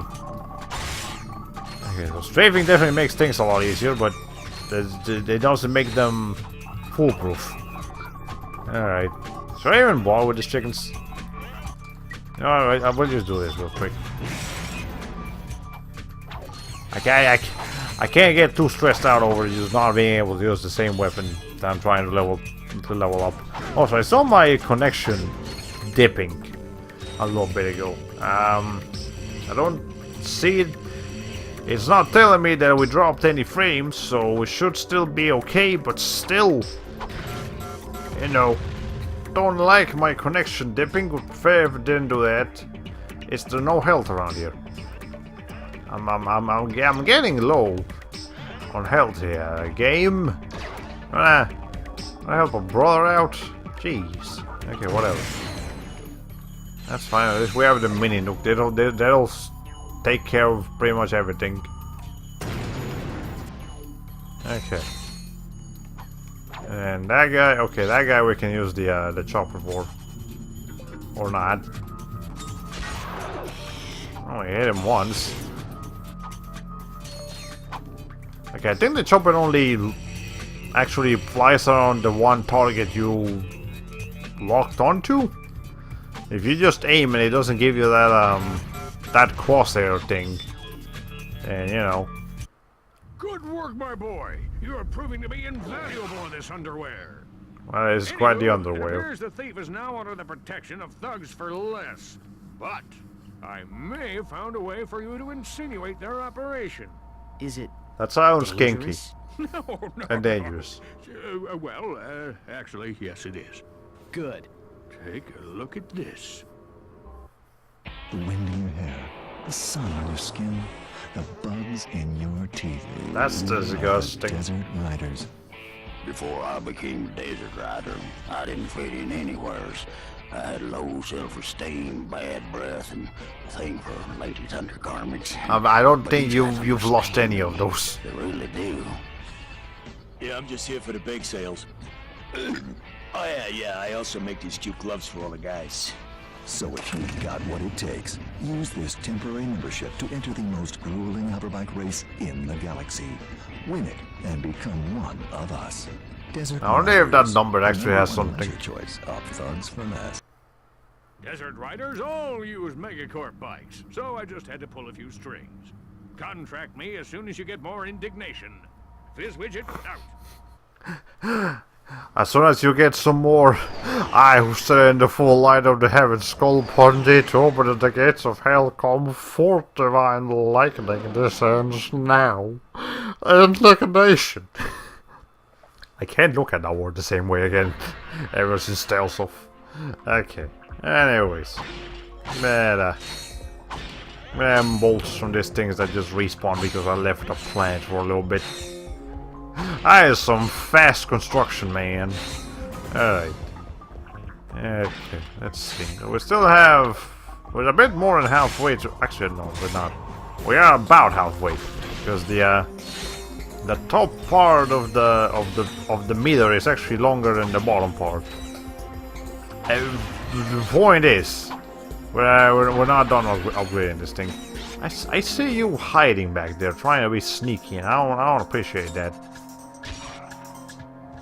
But yeah, the thing just keeps flying forward if it doesn't show you that crosshair. So you know, be careful with that. You don't want to be wasting your ammo unnecessarily. Okay, I better not get too sidetracked here, because I could just go back and break every light if I don't control myself. Just because I gotta have those bolts, man. Every bolt counts. Every vote counts. Go vote. Go vote, please. It's important. Okay. I know I just said a joking voice, but actually, no, actually go vote. Jesus Christ, that is an important thing to do. As a member of the nation. Alright.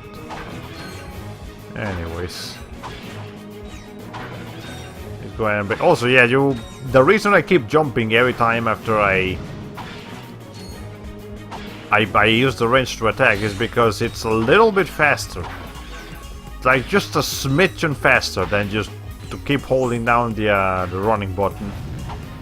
Because when you jump, you get like a head start on running. Or at least on speed. As opposed to just, you know, going normal. I think that's just a thing in games in general. Most games let you go just like a little tiny bit faster. If you jump instead of run. But anyways, yeah, the way I usually do this missions, you unlock this planet first. So then the arrow goes like this. And then it goes here when you keep going down the planet list. And I don't like that, so this makes more sense. Okay. But Megapolis and the planet Endico, that's where... I guess that's where Ratchet and Clank live now, that they moved. So, let's go ahead and do that. And I'm gonna drink some water while we're still here.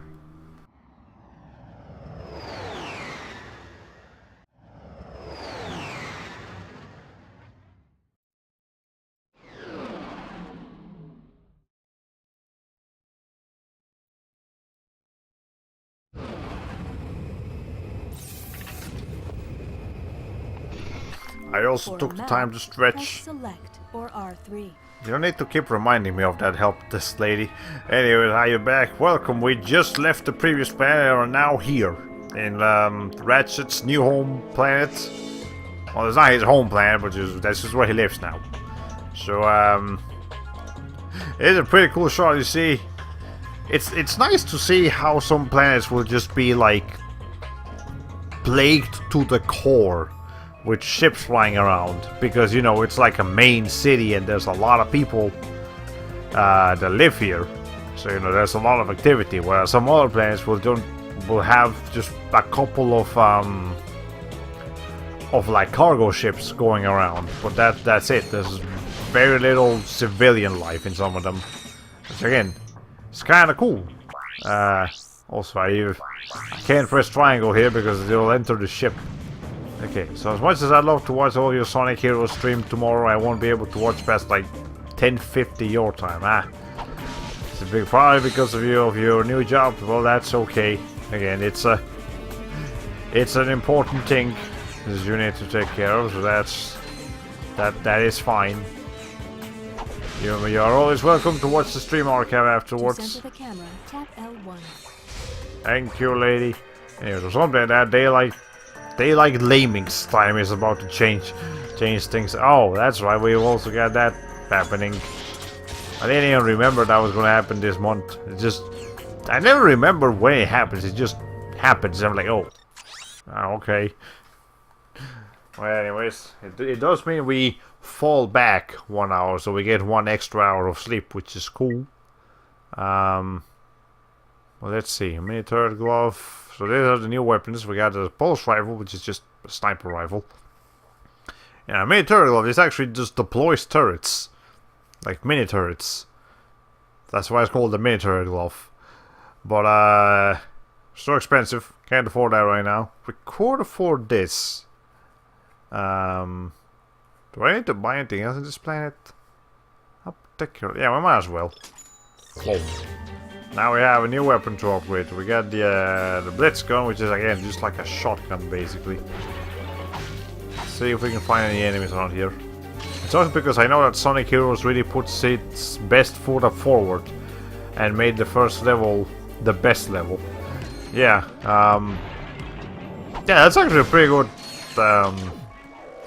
accurate way of looking at it. Sonic Heroes' first level, it's, you know, first area at least, is one of the best in the game. Okay. Yes, that's how this works. It is a shotgun. If you have seen a shotgun in video games before, you know what to expect. We have seen other shotguns from other video games in this channel, so you know what to expect. Okay. Am I missing something? Nope. There's a lot of skill points in this game for just like breaking all of the things in a planet. Mainly in like city planets, or you know, planets where okay, that trash can just got deleted. Jeez. What was I even talking about? Oh yeah, you got a lot of skill points for like destroying things in this game. So definitely try to do that when you get the chance. So you'll get rewarded kindly for it. Okay, fine, whatever. These. We can just do that. That works too. I never pay attention to the to my health experience. So every time I level up with that explosion, it always just kind of happens, catches me off guard, and I'm like, what the fuck is that? Oh, that's right. that's a mechanic in this game. I forgot about that. Okay. Alright. Let's see. So in here we actually get to encounter Tox for Less directly. Okay, there's so many things about this HD remaster that they didn't remaster very well. Those trash cans are not supposed to just vanish from existence. They're supposed to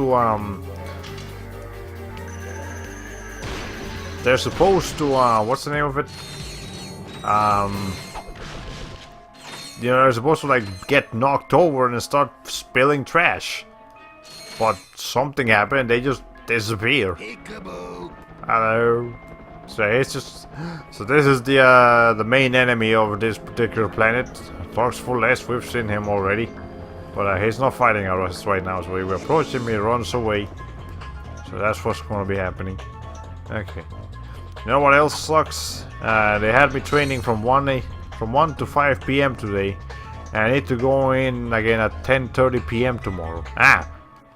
Sure, there's the 24 hours between those shifts, but when the heck am I supposed to sleep?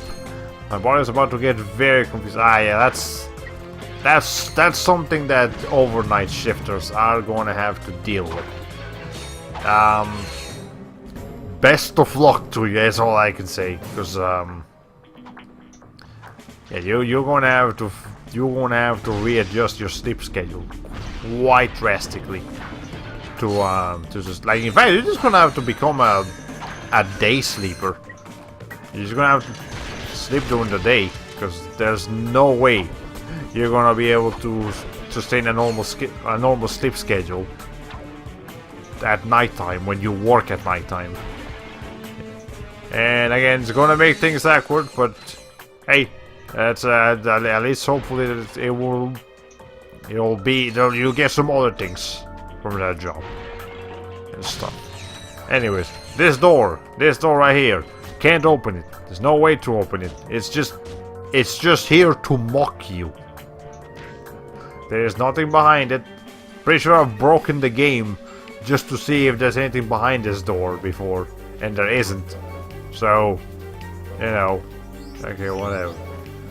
And yeah, I was gonna have to. I was just hoping to get one more day to acclimate to the change. Yeah, that's Anyway, also yeah, we just got a platinum bolt down here. It's they're hiding down here. But again, I don't know. Do you like? Did they give you like every day of the week already? Are you gonna be like there all week, or do you get a couple of days off here and there? Yeah, I wouldn't think that they would put you in already with too many hours. Okay. But I don't actually know. Let's see.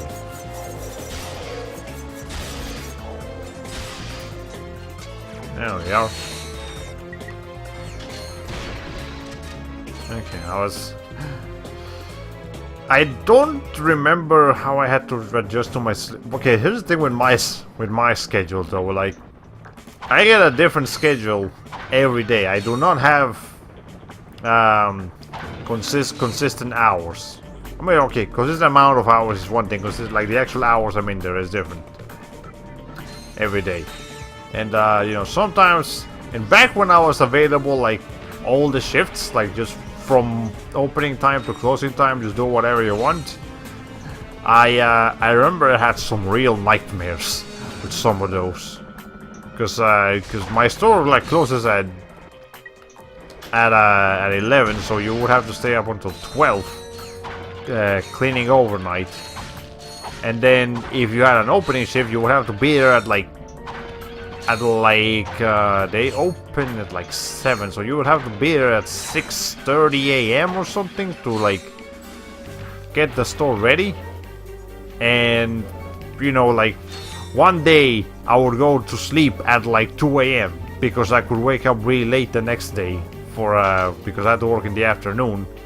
But then the next day I would have to go to sleep like super early, like at no later than 10 p.m. in order to be able to wake up at the time I was supposed to.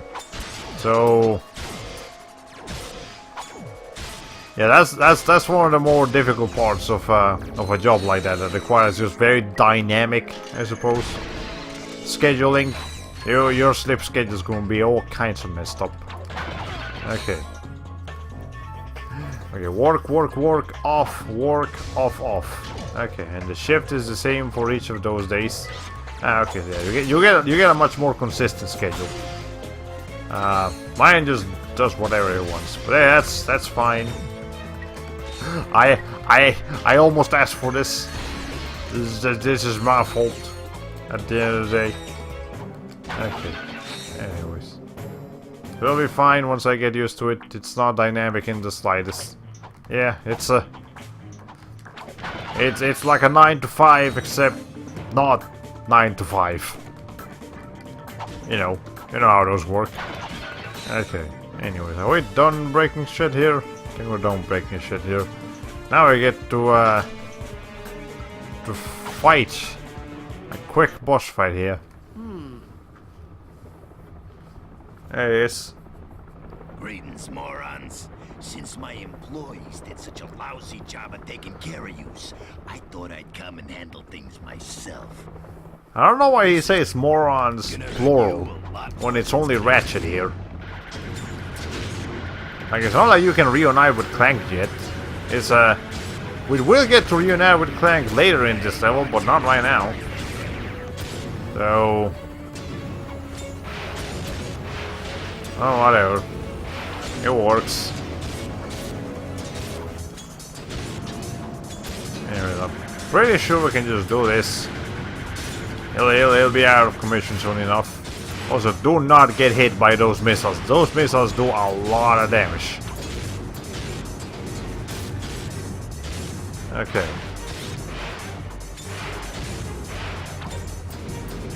Okay, can the freaking shoppers please not, like, go out of bounds? I highly appreciate it. There we go. Back up! I need backup! There. That was easy. Got a pretty good amount of experience for the chopper too. This will be leveling up in no time. Okay. Anyways, here's Jak and Daxter. Just chilling. I'm not even sure if this is a TV or just like a wallpaper that Ratchet and Clank have of Jak and Daxter.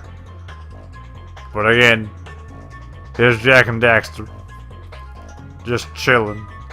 Also, this thing drops a whole lot of bolts. Look, 10,000 to 1,024. That is That is like the amount of bytes in a My megabyte. old swing shot and grind boots. Okay. And look, this is sure, why not? Yeah, it's pretty easy, just don't get hit by those missiles. Those missiles do a whole lot of damage. I used to get those two pairs mixed up back in the day. The dude that looks jacked up is Jack. The dude that uses a wrench is Ratchet, because you know.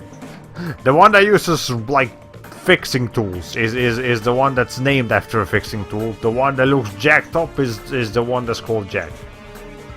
And Daxter, he's just, you know, Clank is the one that would make a clanking noise if you clank him. Daxter doesn't make a clanking noise, therefore he's Daxter. I guess that's one way to get them. Ratchet, you can't lift that. Why do you have... You can't lift this. You know you can. Look at yourself. Well, I mean, okay, okay, hold on. Fair enough. You can lift that. No, maybe he can lift that. He's just short, but he's not weak. Also, this is the barest room I've ever seen. Is this where Clank takes a bath? I'm gonna guess this is where Clank takes a bath. And the sofas are made of metal too. This is uncomfortable, man. How the hell do you live here? Your fridge is not nearly as big as I was hoping it would be. But okay, whatever. Swing shot target. Yeah, sure, whatever. Swing shot. You swing and then you shoot. That's how it works. Anyway, speaking of like highly technological weapons, I remember yesterday I mentioned that that Overwatch I got a new hero, Ash. It appears my attention was on the wrong character because everyone is going crazy about Bob.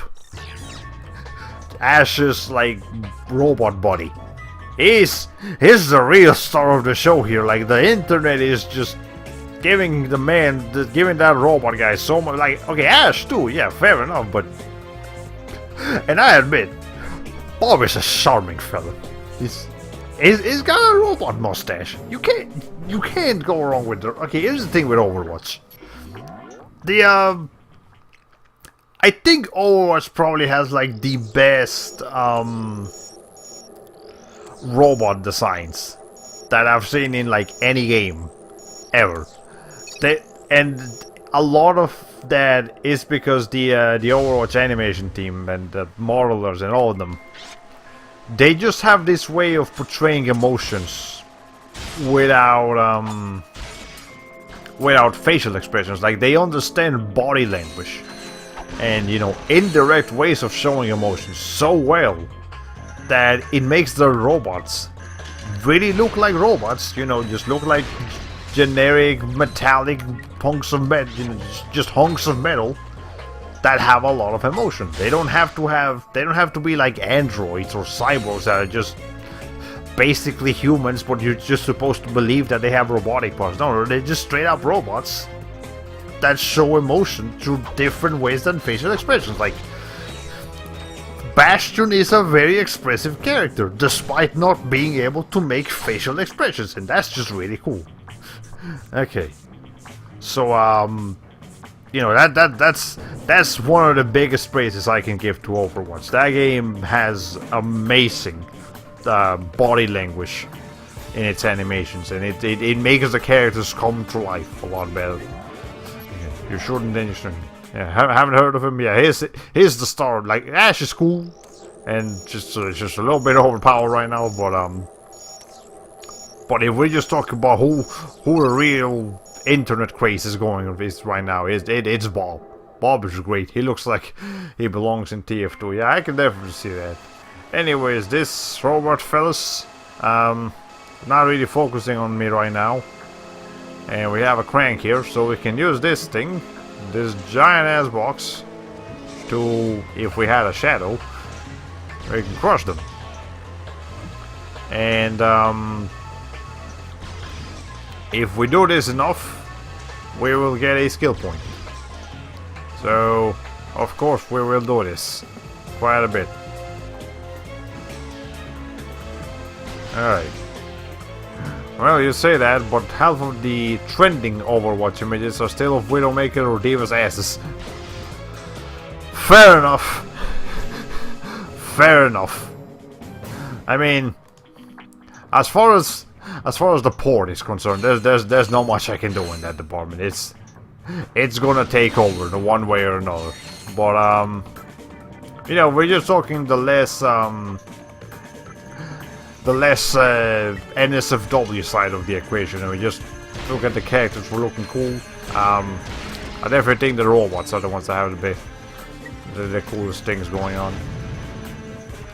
Yeah, I think that's something that Paladins really lacks. Like, the Paladins animation team, like, they're not necessarily terrible or anything, but just compared to Overwatch's super expressive characters, there's no comparison there. I feel like I'm getting a stoic, emotionless reaction from Paladin's characters, whereas Overwatch characters, they're just sprawling with life. Okay. Anyways. And I love how I'm talking about, like, expressive robots as I'm killing a bunch of, like, cool cartoony looking robots here. Like, Ratchet and Clank also has some pretty cool robot designs. Maybe because of the same reasons too. Now, not all robots in Ratchet and Clank are faceless though. Okay. So is Bob a playable character or something, or is he somehow tied to Ash? He is Ash's ultimate. She literally just like, when you get her ultimate, she just says, "Bob, do some!" Bob Pierce just crashes onto the screen and just goes around killing people for like 12 seconds, and then he goes away. You can't kill him before that. He is vulnerable to headshots, and he can be sent to stay. He basically has the same properties as a normal character, but he's got like 12,000 HP, so it's not really worth it. Someone just said Bob is an acronym for Big Omnic Boy. Well, Big Omnic Boy, Big Old Boy. It's whichever one you want. I don't know what he's actually supposed to be an acronym of, but yeah. Also, those are the only kinds of ships you can blow up in here.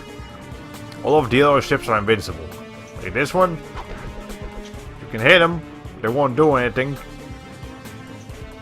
Actually, this one's might be... Wow, they won't... You cannot destroy the flying pizza. The flying pizza is unbreakable, which is unfortunate. Oh, speaking of pizza, today I finally had the... There was this thing that I found out the other day that I've been like dying to try. It's called a... and I was saying the name wrong first, actually. I was calling it a Tulajuda. It's actually called a Tlajuda. Tlayuda. And it is basically a Mexican pizza. I found out about it. I saw that this restaurant that was close to my house has it. But when we went there for the first time, we didn't order that. I just saw it on the menu, but we ordered something different. This time I actually got to try it. And the one at the restaurant that I went to wasn't particularly great. But I know that dish can be a lot better. Because the gist of it is like the...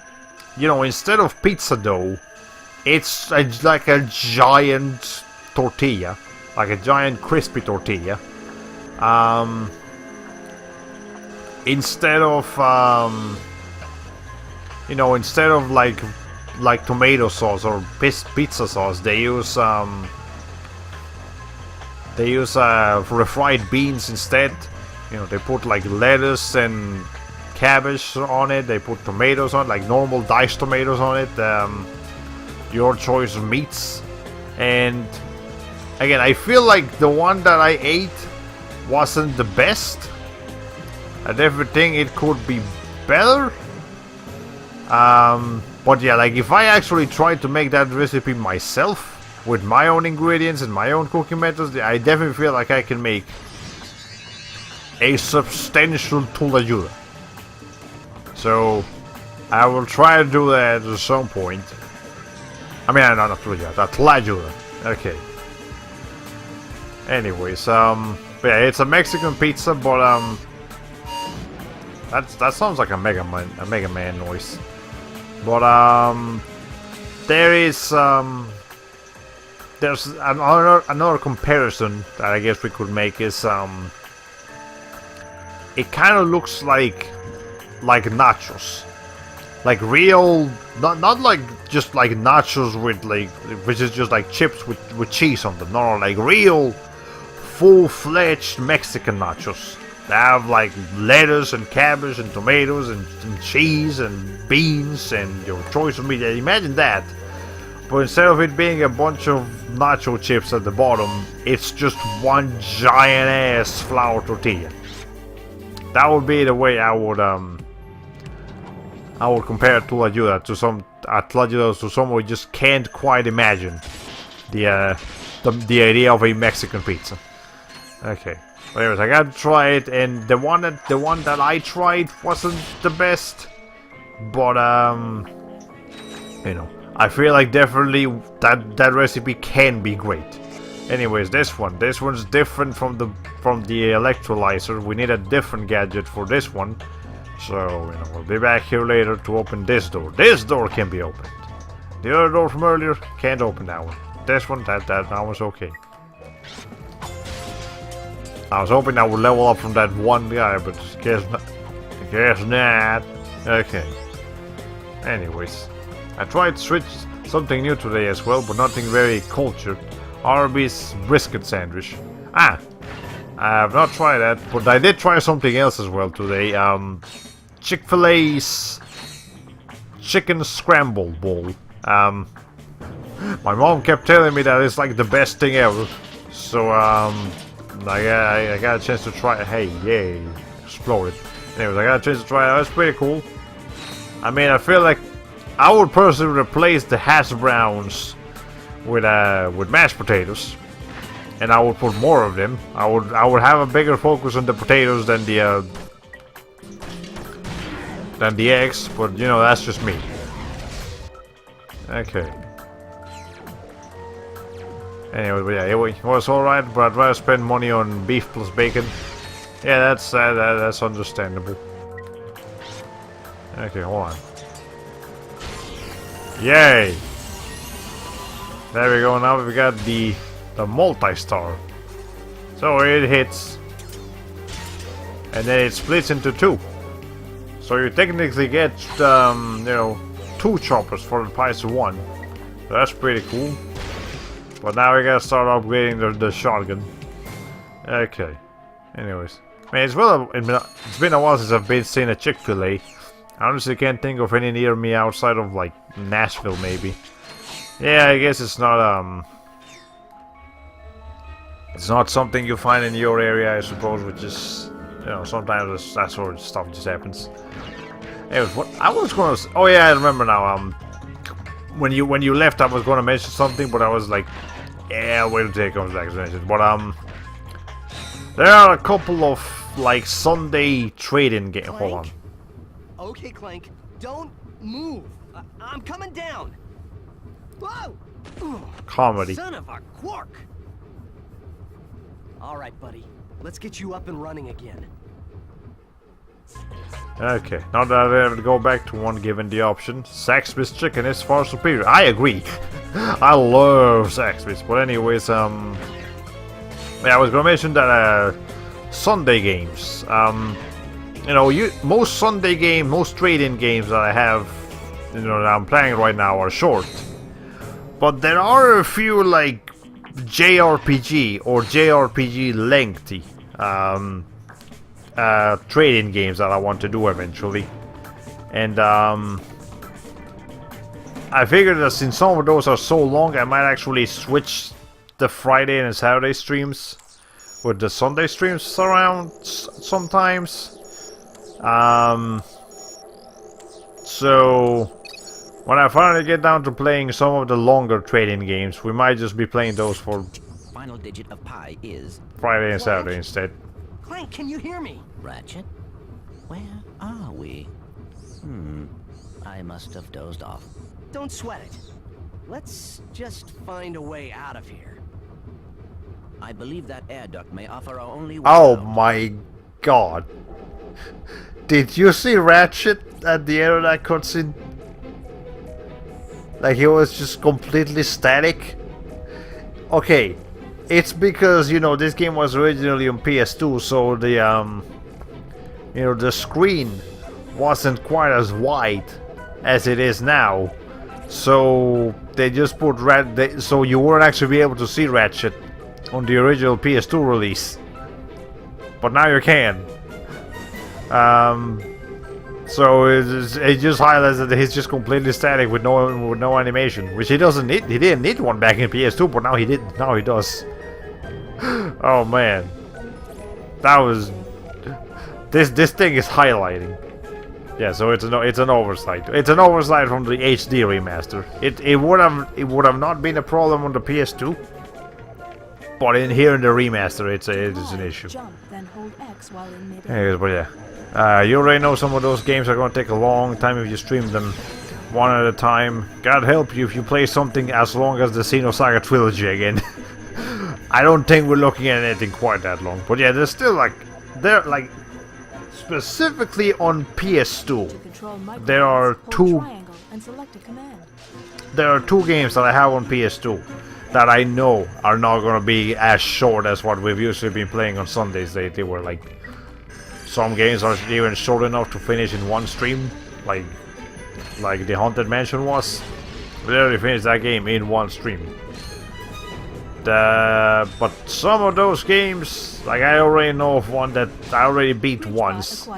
It's gonna take at least like 20 something hours, and there's no way I can just do that one Sunday at a time. So yeah, for some games, when I'm trying to get rid of some of those games, what I might end up doing is just playing them. You know, playing them on Fridays and Saturdays, and Sundays we'll just stream like a normal, you know, like a good but short game, like this. You know, this if we weren't playing, you know, once we're done with, you know, if we weren't playing Sonic Heroes after this, and instead we're playing one of those long games, we'll actually be playing that long game right now, and tomorrow we will be playing this. But you know. Okay. Did they even care when they were playtesting this? Did they even playtest the remaster game at all? It definitely feels like they had some serious oversights here, and as you can see, they had some serious oversights. These robots, by the way, they're not supposed to be able to fall off the bridge. But they can glitch enough to do that. So whenever this happens, I try to like get them off so that they line up. Hold on. Let's make sure they follow. And now I can go ahead and send these guys to attack. They only focus on Clank. They don't care about the guys actually doing damage to them. But I know you can do it. There you go, buddy. That's the one I'm supposed to. Okay. This remake makes me want to stream Pikmin. I mean, this makes me want to stream Pikmin. Yeah, it's this has some Pikmin vibes going on. Anyways, in the first game you had a bunch of other commands in here, I think, or no? Maybe. Hold on. No, never mind. I think the first game only had these 4 commands. And in this game you have salute. It just tells that not the small ones, but the big robots can salute you now. Also, there are big robots in this game that can follow you around. The first game only had these guys. But this game actually's got a bit more variety. And the salute command doesn't do anything. It just makes them salute, which is kind of cute. I like those kind of details. Those are nice. Not the horse testicles shrinking when it's snowing. That's just dumb. Robots being able to say bye? That's cute. I like that. Take note, Take-Two Interactive. Way to go, Clank! Nothing to it. You did great. Now, let's go get that experiment back. Maybe I'll do that around Christmas, since that's the first level of Pikmin 2 is a snowy one. Ah, I see. All missions completed on this planet. Search other planets for available missions. Thank you, lady. Anyway, we have Clank back, so now we can do this sort of stuff that we did in the first game. And let's go ahead and change around. So you can choose between the two, either the helipack or the thruster pack. And actually, in the first game, the thruster pack was an upgrade. Distances, run, then press R1 Was an upgrade to the yeah, the thruster pack in the first game was an upgrade to the helipack, but in this game it's just preference. They're both actually equally as functional for the most part. The thruster pack is faster, but I guess the helipack is a bit easier to control if you don't want to go that fast. But I mean, let's be real here.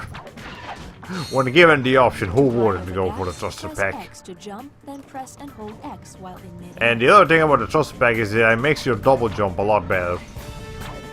Like it makes your double jump give you the same distance as a high jump, as opposed to a helipack, which doesn't actually do you any good.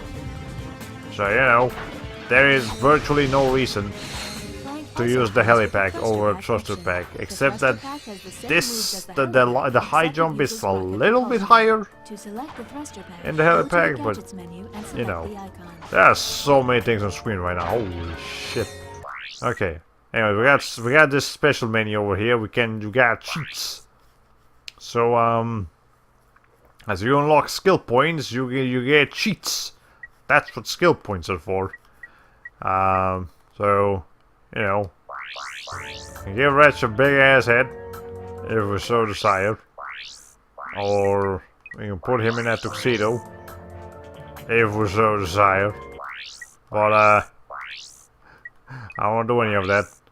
Now the costumes will actually be better to have at a certain point, but we'll get onto that later. And there's one particular.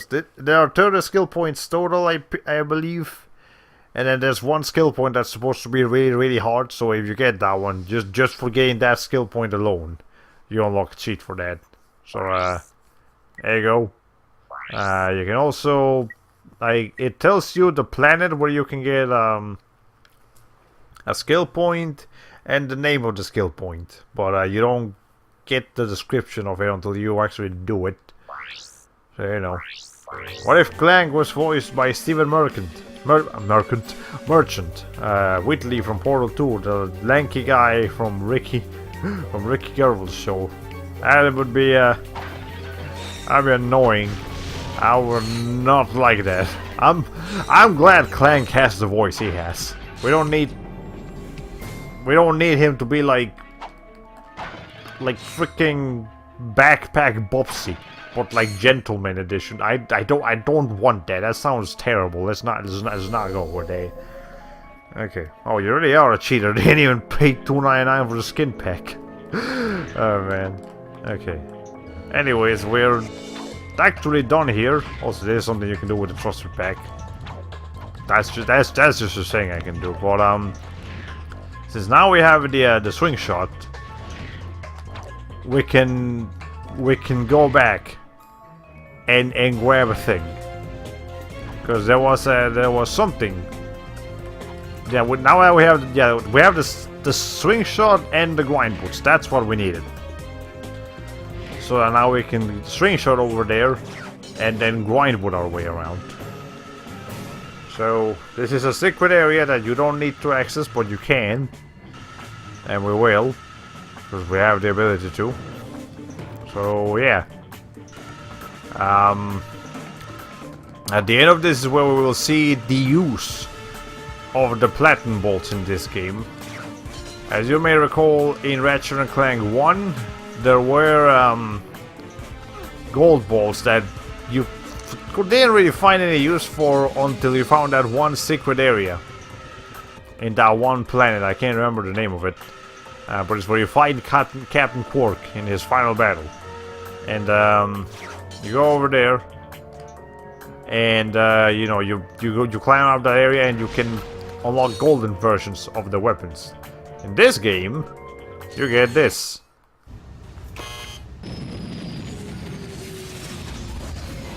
Put it in the slot. The weapon you want modified. Put it in the slot. Oh, I get it. You make weapon modifications. Yep. I can take your puny little weapon, and with a few, tweaks, I can turn it into a powerful piece of equipment. So I get Inspector Gadget over here to help us out. I can't hang around here all day. And we can buy weapon mods. That's what the platinum balls are for in here. We got 6 total, and it'll tell you the price of the stuff right there. Well, that's pretty cool. I remember losing control of myself a lot with those jet jumps when I played this area. Yeah, you do not want to do those everywhere. They are they're dangerous if you're doing them in tight platforms. In some big ass open areas, they're great, but not everywhere. Okay, so anyways, lock-on mod for a mini nuke. I don't think we need that, but that basically just lets you lock on to enemies better, and it shows you their remaining health. So if you really want to know a particular enemy's health, you can get a little lock-on mod for them. Otherwise, though, acid mod, that's just like poison basically. It will do damage over time once you hit someone. And then the shock mod, it makes what's to do? It makes it so hitting one enemy will create like an electric shock that hits enemies around them. So those are pretty cool. Let's try to get those. And I don't think we really need to get these now. I'm gonna hold off on the lock-on mods for now, because those aren't particularly useful. Maybe I'll get it for 1 or 2 things, but yeah, it's not a necessity right now. So I'll save my platinum bolts for acid mods and shock mods. Those are the real useful ones. This takes you back. Where does this take you to again? Okay, yeah, this takes you back to right there if you want to just buy weapon mods real quick. Which is useful. It's nice. Okay. Anyways, we've been streaming for 2 hours and 23 minutes. So yeah, we've got about enough time for one more planet. So let's go ahead and take care of Vukovar Canyon, Captain Barlow. Planet Barlow. That's what we're going to do. Okay. Anyways, yeah, with how many glitches we've encountered on this HD remastered, I almost kind of wish we were playing the PS2 version instead. But I traded in my PS2 copies of all the 3 Ratchet and Clank games because, you know, I got the PS3 HD remaster. Who needs the inferior PS2 version? And then it turns out it's not as inferior as I was imagining. Anyways, this is really cool. This planet, as you can see, the first thing you really notice is that broken up sign of Gadgetron. So, you know, the whole premise of this place, it's that it used to be an important Gadgetron facility. You know, Gadgetron was like the big company of the first game. But you know, that's been abandoned because everyone uses Megacorp these days.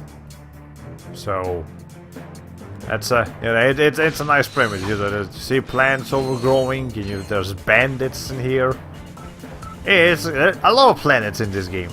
Have a lot of really cool premises that I never really noticed much when I first played it.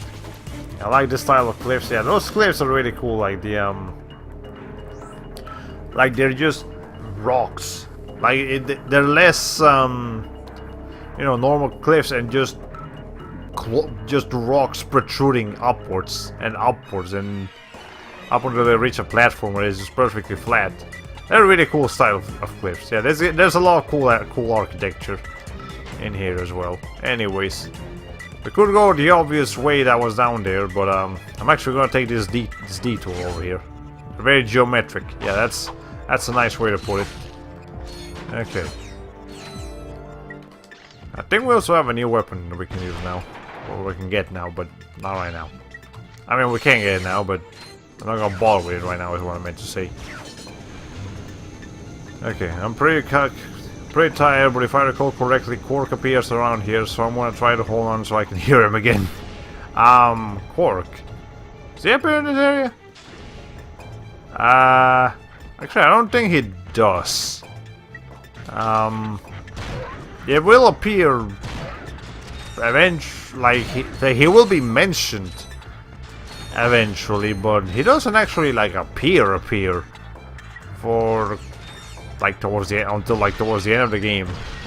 So yeah, if you need to leave, feel free. Yeah, we won't actually like see Quark in action until way later.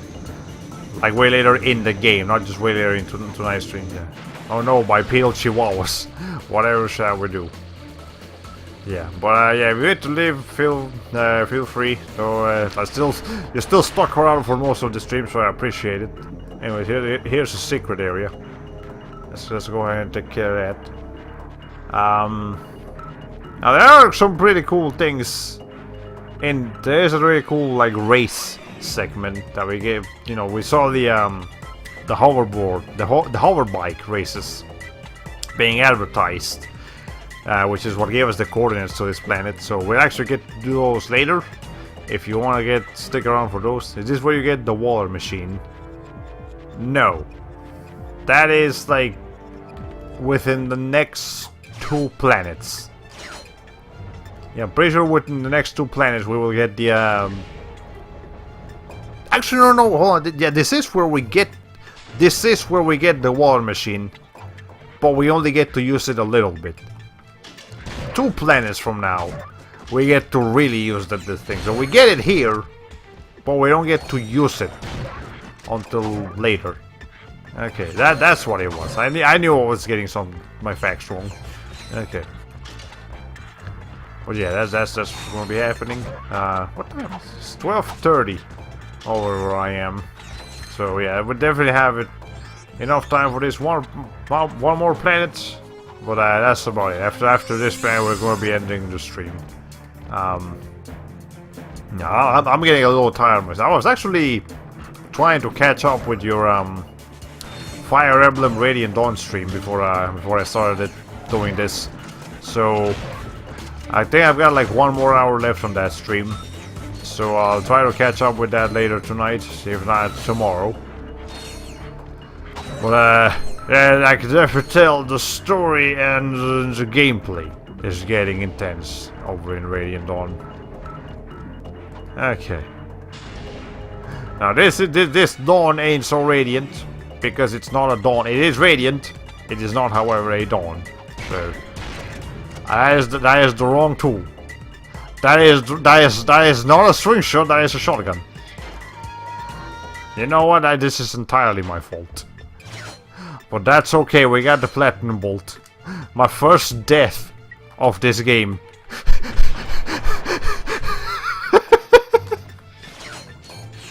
Oh man, that is dumb. I feel real bad about that. Okay, whatever. At least we don't have to do that entire like side area anymore. We just have to get back to where we were. Alright. Oh my god. That was embarrassing. I don't think I've ever had that happen to me before. And it takes me so long to check what gadget I'm actually using that I only check when I'm mid-jump, already falling to my doom. Okay, it's like pulling your parachute string and having a cannon pop out of your back. Yeah, that's pretty much what that was. Okay. Anyways.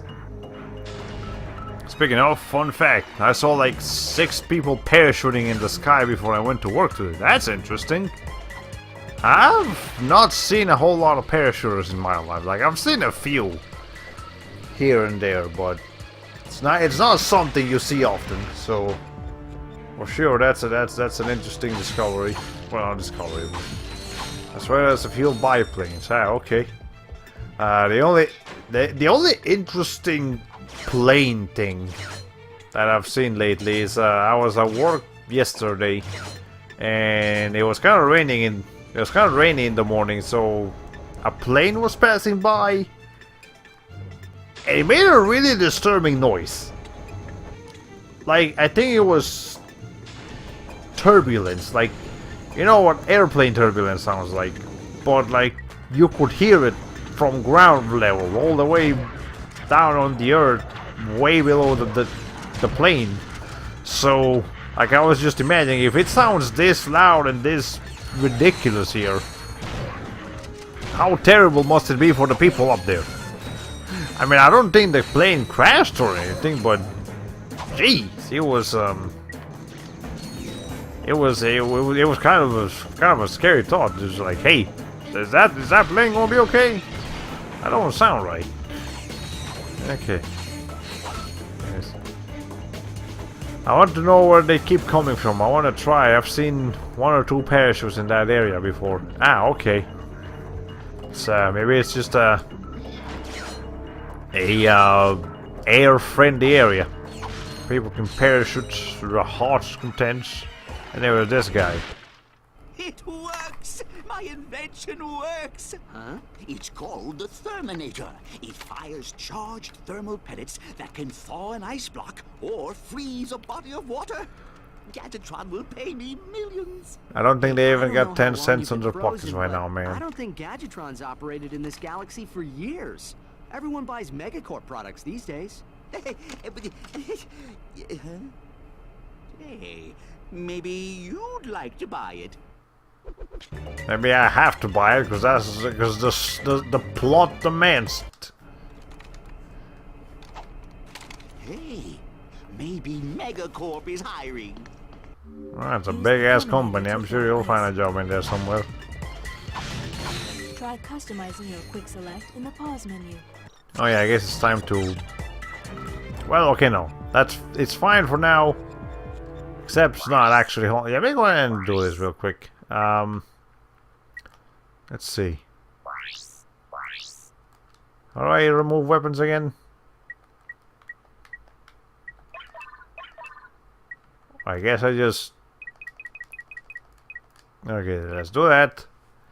And then just have... I kind of like to have a thing here. Okay, let's do that and that. So generally what I do is I have my weapons available to me up here.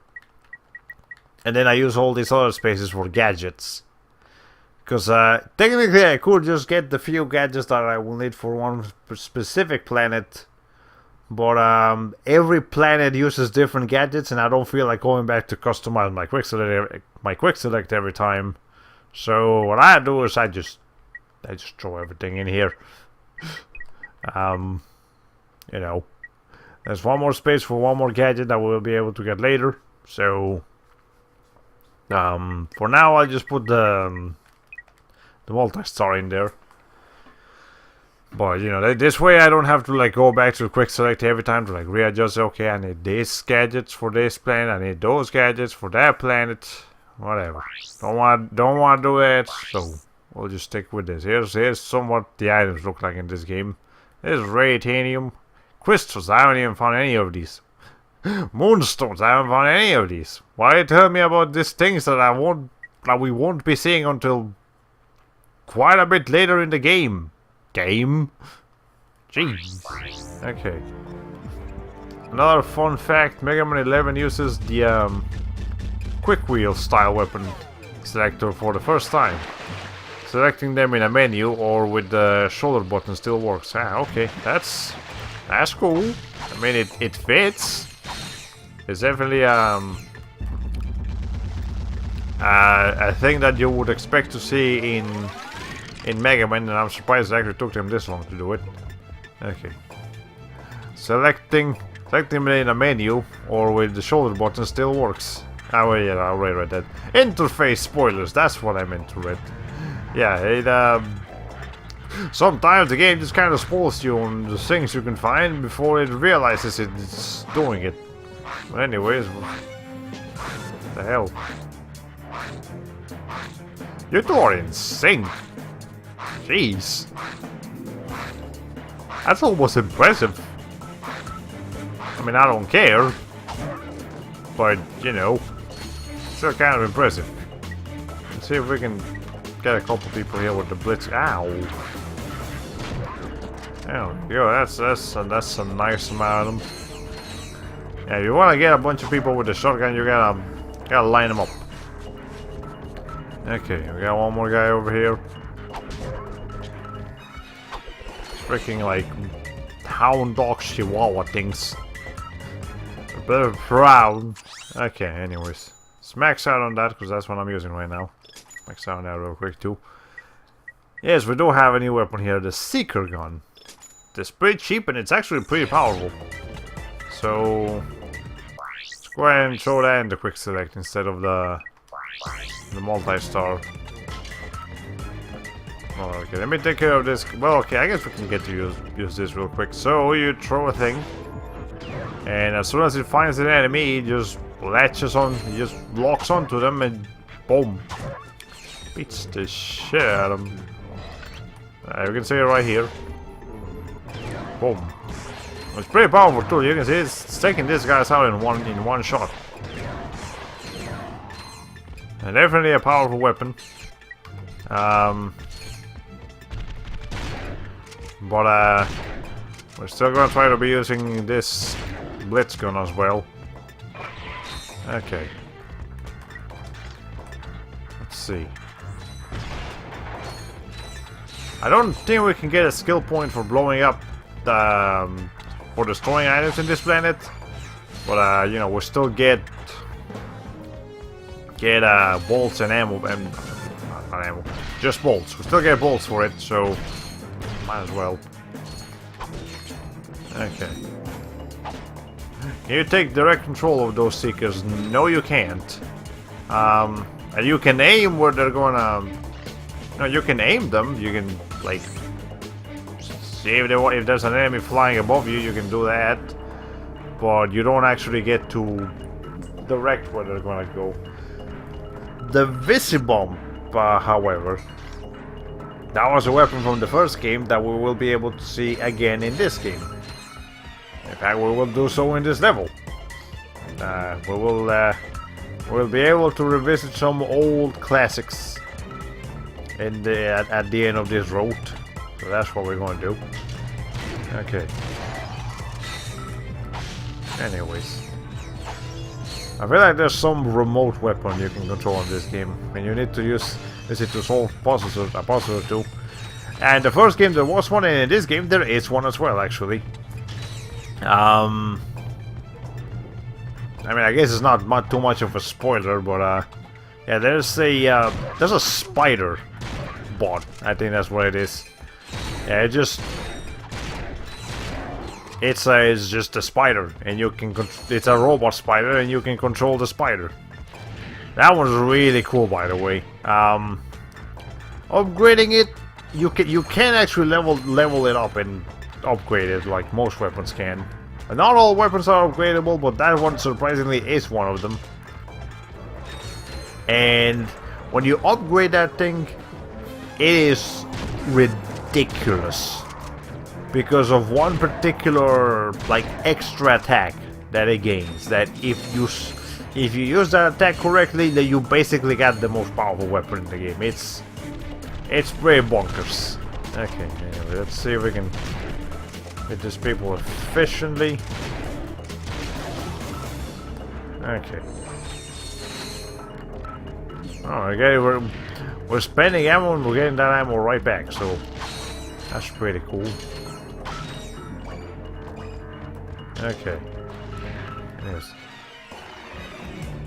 I think I'm severely mixing up this game with the first one. Was the liquid transport gadget in the first one? Yes. The first game is the one that had the hydronator? Is the name without that thing? But yeah, you could just like store bodies of water, like just entire pools or or like sections of a water, just bodies of water, into your little like hydro pump, and then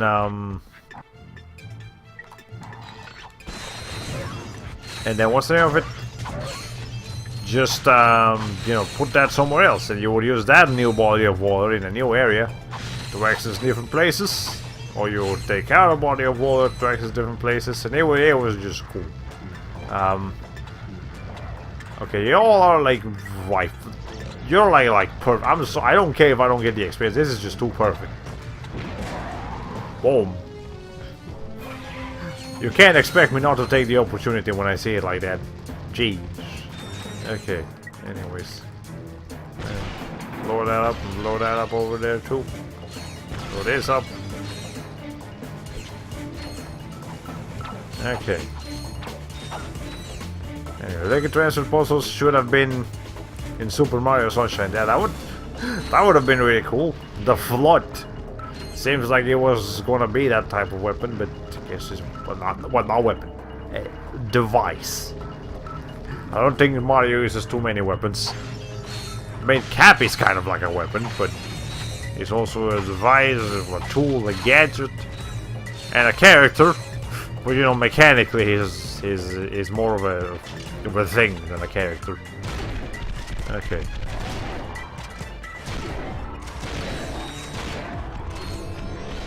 Well, that guy stood no chance.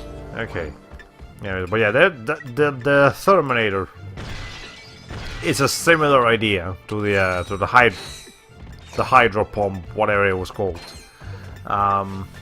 You know, instead of transporting bodies of water, you change the state of bodies of water. And it's still about transporting yourself around places, so that's pretty cool. Okay. Well, Cappy can possess a Sherman tank, so it works. Yeah, fair enough. He can be a weapon. Alright, let's see. I know I just got that secret gun, but this is just too... The Blitz gun is just too fun to use, man. I love this weapon. Okay. Anyways. Let's see. Anyways, I was gonna mention so I just thought of something that I completely forgot about it. Okay, I remember now. So I know the Final Fantasy 10 and 10-2 and maybe even the Zodiac Age are coming out on Switch sometime next year. And even though they've been available on PlayStation for a while, I think I'm gonna be getting them on Nintendo Switch for two reasons. First, you know, be able to take it on the go, because that's just a nice thing about the Switch. And two, because I don't want to support Sony right now. they're being shit. Like, the only Sony games that I really want to buy right now are like those exclusive, really good PlayStation 4 games, like, you know, the new Spider-Man and God of War and Horizon Zero Dawn. But like, just normal games that I can get on Switch and or Steam, I think I'm gonna go for the Switch and or Steam version, because just in general, fuck Sony right now. They're being too mean about things. Excuse me. I think I just blew another vacuum tube. Should I have a look? My word! You young people are so fresh these days. Oh, don't feel bad. I guess I'm just old-fashioned about that sort of thing. Did you know that I've been with Gadgetron since the beginning? So you sell these gadgets? Darling, they sell themselves.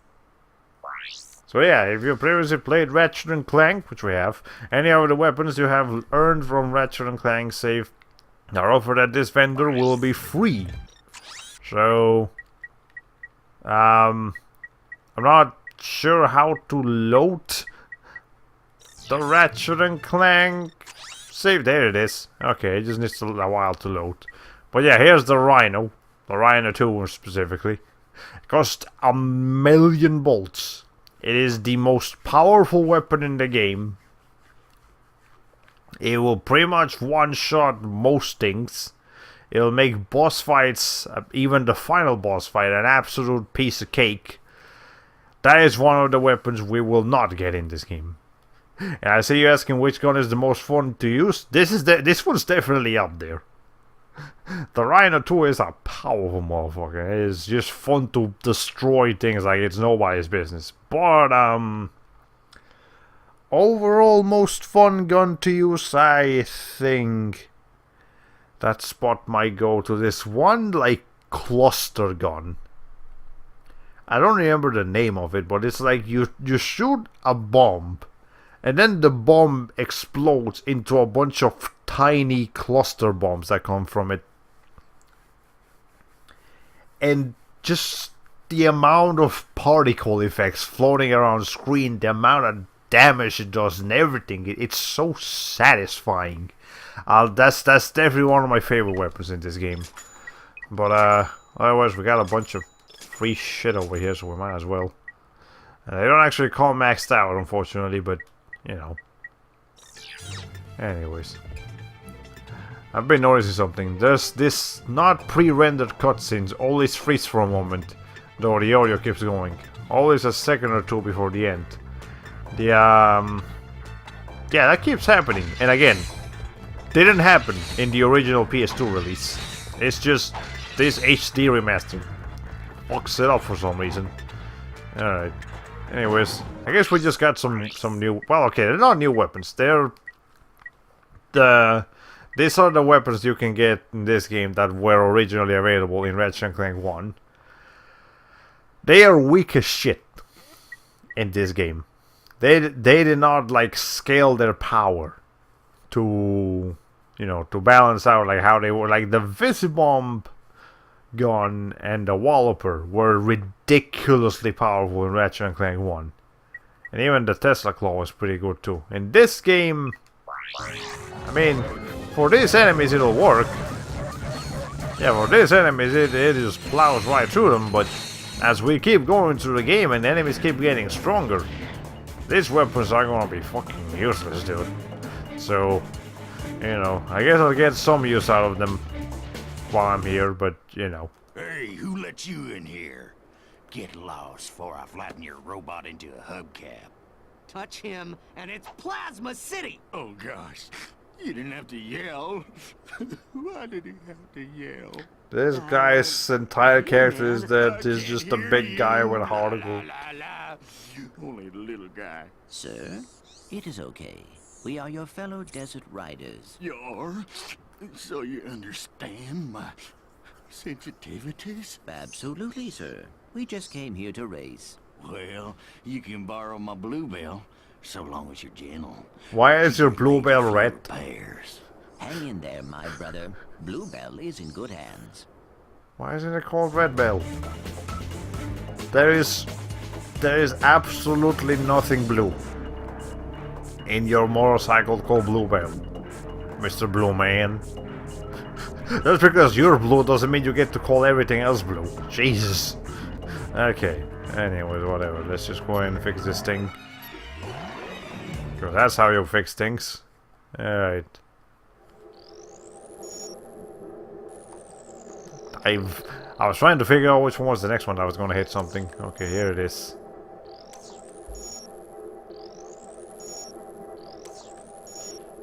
You need to focus on this. Or you will okay, this one's gonna be tricky. There we go. Bluebell is the name of a cow, I think. I think so, yeah. But still, it doesn't fit. Okay. This fires weapon and activates the patrol big. Okay. Races in this game. They can be kind of tough. But I know what I'm doing, so it's okay. So, the key to this, to winning this, is to have a consistent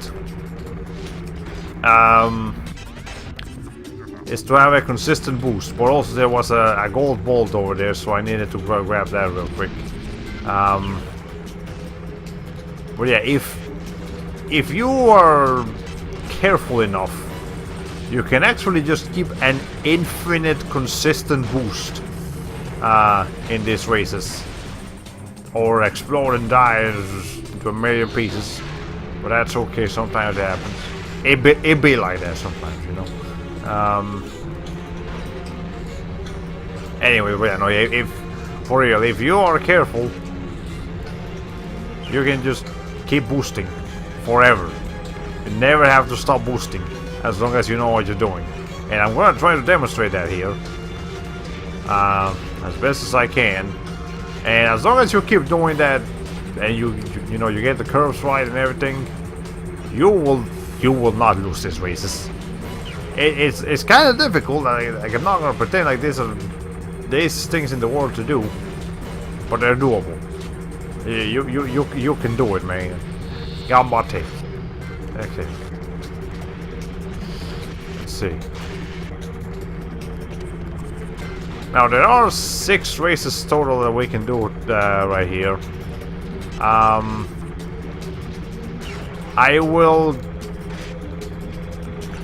think I will try to showcase like 2 more of them. Okay, no, I think there's 5 races that we can do here. They're all in the same level though. Like it's the actual like level structure doesn't change from race to race. It's just this one curse that you keep doing. But one of the places does unlock a shortcut, so I guess I kind of want to show that off. But otherwise, I don't feel like I want to bore you guys with just this one race a bunch of times over. So yeah.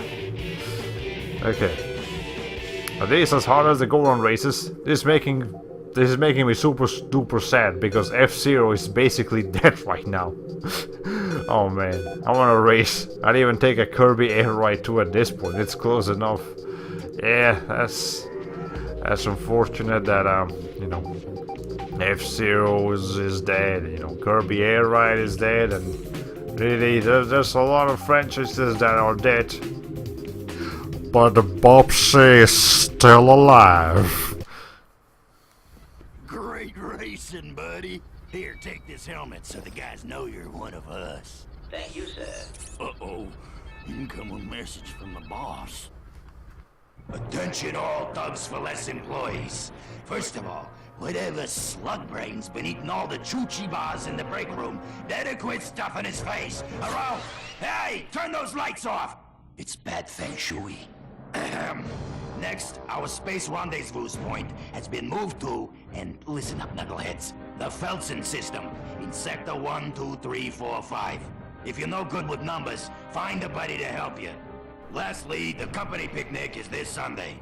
Don't forget to bring your own juice this time. Hey! I saw that, Cletus! You just earned yourself a write-up. Don't worry.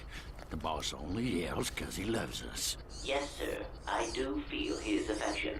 Did you see that broadcast? Not really. I mean, We should scope out that rendezvous point. Yes, we might intercept. hey, did you see that thing we literally were just looking at? No, because I had a big ass helmet on me. Anyways, it seems like a consistent theme of this game, and we will keep seeing that with a few other characters in the future. Is it introduces a character who's like a big, burly, like muscular man, and then it contrasts it by making their personalities like not fit them, or at least it makes it a point to show that that person has a soft side or something like that. But you know, that's the thing. Also, you're supposed to use Clank to get up here, but I'm pretty sure once again, if you mess around enough, you can break the the geometry in such a way that you can just get up there without needing Clank. If you wanted to just skip right to this area before anything. Okay. Well, for now, let me see if I can do something fancy here. Almost. Damn, that was close. Anyways, Mario Kart doesn't count. Too many items. F-Zero was all about speed, carnage, and of course boost power. Yeah, that sounds pretty good.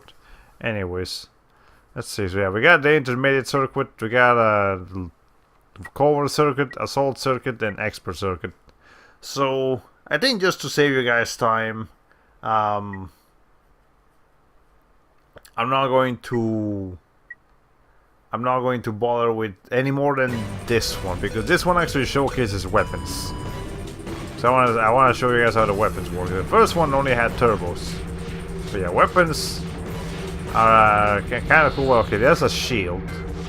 Well, you know, you can have up to one weapon on you at a time. And you know, it's usually best to just use it up as soon as you get the chance to do so. This one, for example, is an electric wave, and I guess I can demonstrate it here.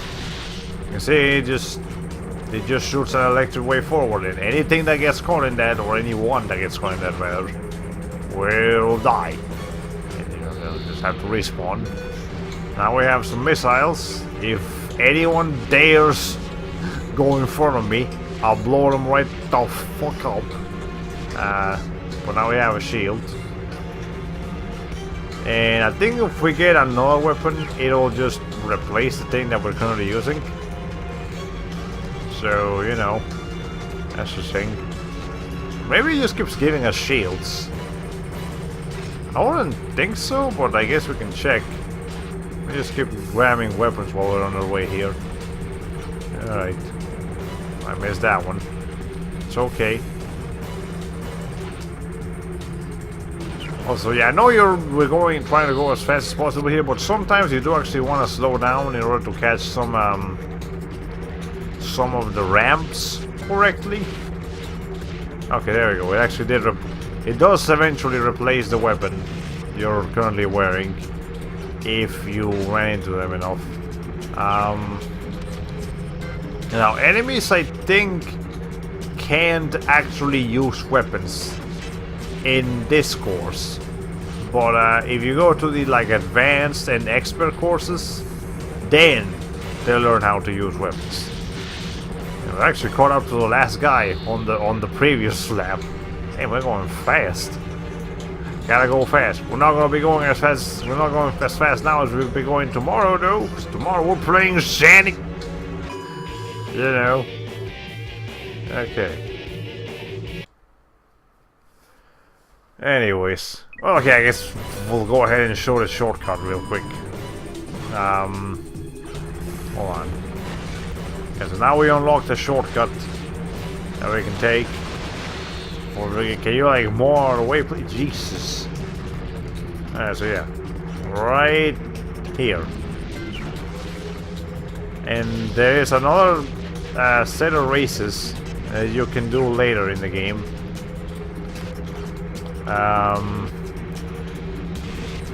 Those will also just unlock a shortcut after a while, and you know, in one of the other courses. And yeah, that's how it works. Also, this is a submachine gun. This one requires the most aim, but if you hit someone with it, they'll explode. So it's technically the best weapon, but you know, not everyone has time to aim every time, so whatever. Okay. Well, we're firmly in 7th place, and by 7th place I mean 1st place. We're about to move into 1st place. Right, there we go. You gotta make sure not to crash into walls directly too much, because then is when you that's how you get your motorcycle to explode. Okay. Let's see. There we go, one more lap. I think maybe if I'm fast enough I can get a skill point here. Hold on. There we go, we got to use the missiles. We're just making the guys that are already in last place have an even more miserable day. Also, enemies do not always take the shortcut. Actually, most enemies don't take the shortcut, they just don't feel like taking it for some reason. I don't know. It would definitely convenience them, but They chose some more honest path, even though that's not how that works. Whatever. Okay. That missile actually arced backwards. And there we go. You got a skill point. Right under congratulations. Okay. Yes. Did you ever play the F-Zero stage in Smash Bros. Melee's Adventure Mode? I definitely did. It was fun. But Jesus, we beat all the other races by a lot of time. That's 14 seconds faster than everyone else. God damn. Okay. Anyways. I'll do that again too. I don't think I ever got this far. I feel like I'd have to remember this race. It looks like a lot of... Yeah, it's a lot of fun to play. But we got the Assault Circuit now and the Expert Circuit. They're the same thing as what we just did. Again, with the difference being that the enemies can use weapons now. And it's not really enough of a difference. So I'll do that on my own time. I don't want to bore you guys with that. So what we're going to do instead is we're going to... Well, okay, I don't remember what the next planet's going to be. Let me just check real quick. The next planet is going to be... Ah! Okay, this is a dogfighting stage. So... Never mind, we will do that next week. But for now, I'm gonna go on my own time to finish the rest of those races, and I might even go back to the arena and finish a couple more of those. But maybe not. I don't know. Does that ship actually go up? No, it doesn't. All right. Yeah, that being said, watching the races is like hypnotizing me. I think I need to go to bed soon. Yeah, it's definitely kind of... I think it's just giving you F-Zero dreams right now. This is the closest you're probably gonna get to F-Zero right now. But yeah, so we're done here for tonight. So I hope you guys enjoyed the stream. Hope you guys are enjoying the game. Again, it's probably my favorite Ratchet Clank game, so I'm having a blast with it. I hope you guys are too. We're going about this pretty quickly too, so we might even be done with this even sooner than the end of November. We might be done here like before Thanksgiving, which is like, you know, 1 week before the end of November. Still, you know, it gives us 1 extra week to get started, to get a head start on the next game with whatever that's gonna be. And join us tomorrow for some Sonic Heroes. As we as I figure out how long that game's gonna be. Hopefully no longer than 5 streams. I'll prefer that if it doesn't end up being longer than that. But whatever, that's something that we'll have to tackle tomorrow. Anyways, yeah, we're done here for tonight. So, well, ladies and gentlemen, this as we know for today. So here says goodbye. Hollow Play 40. Bye.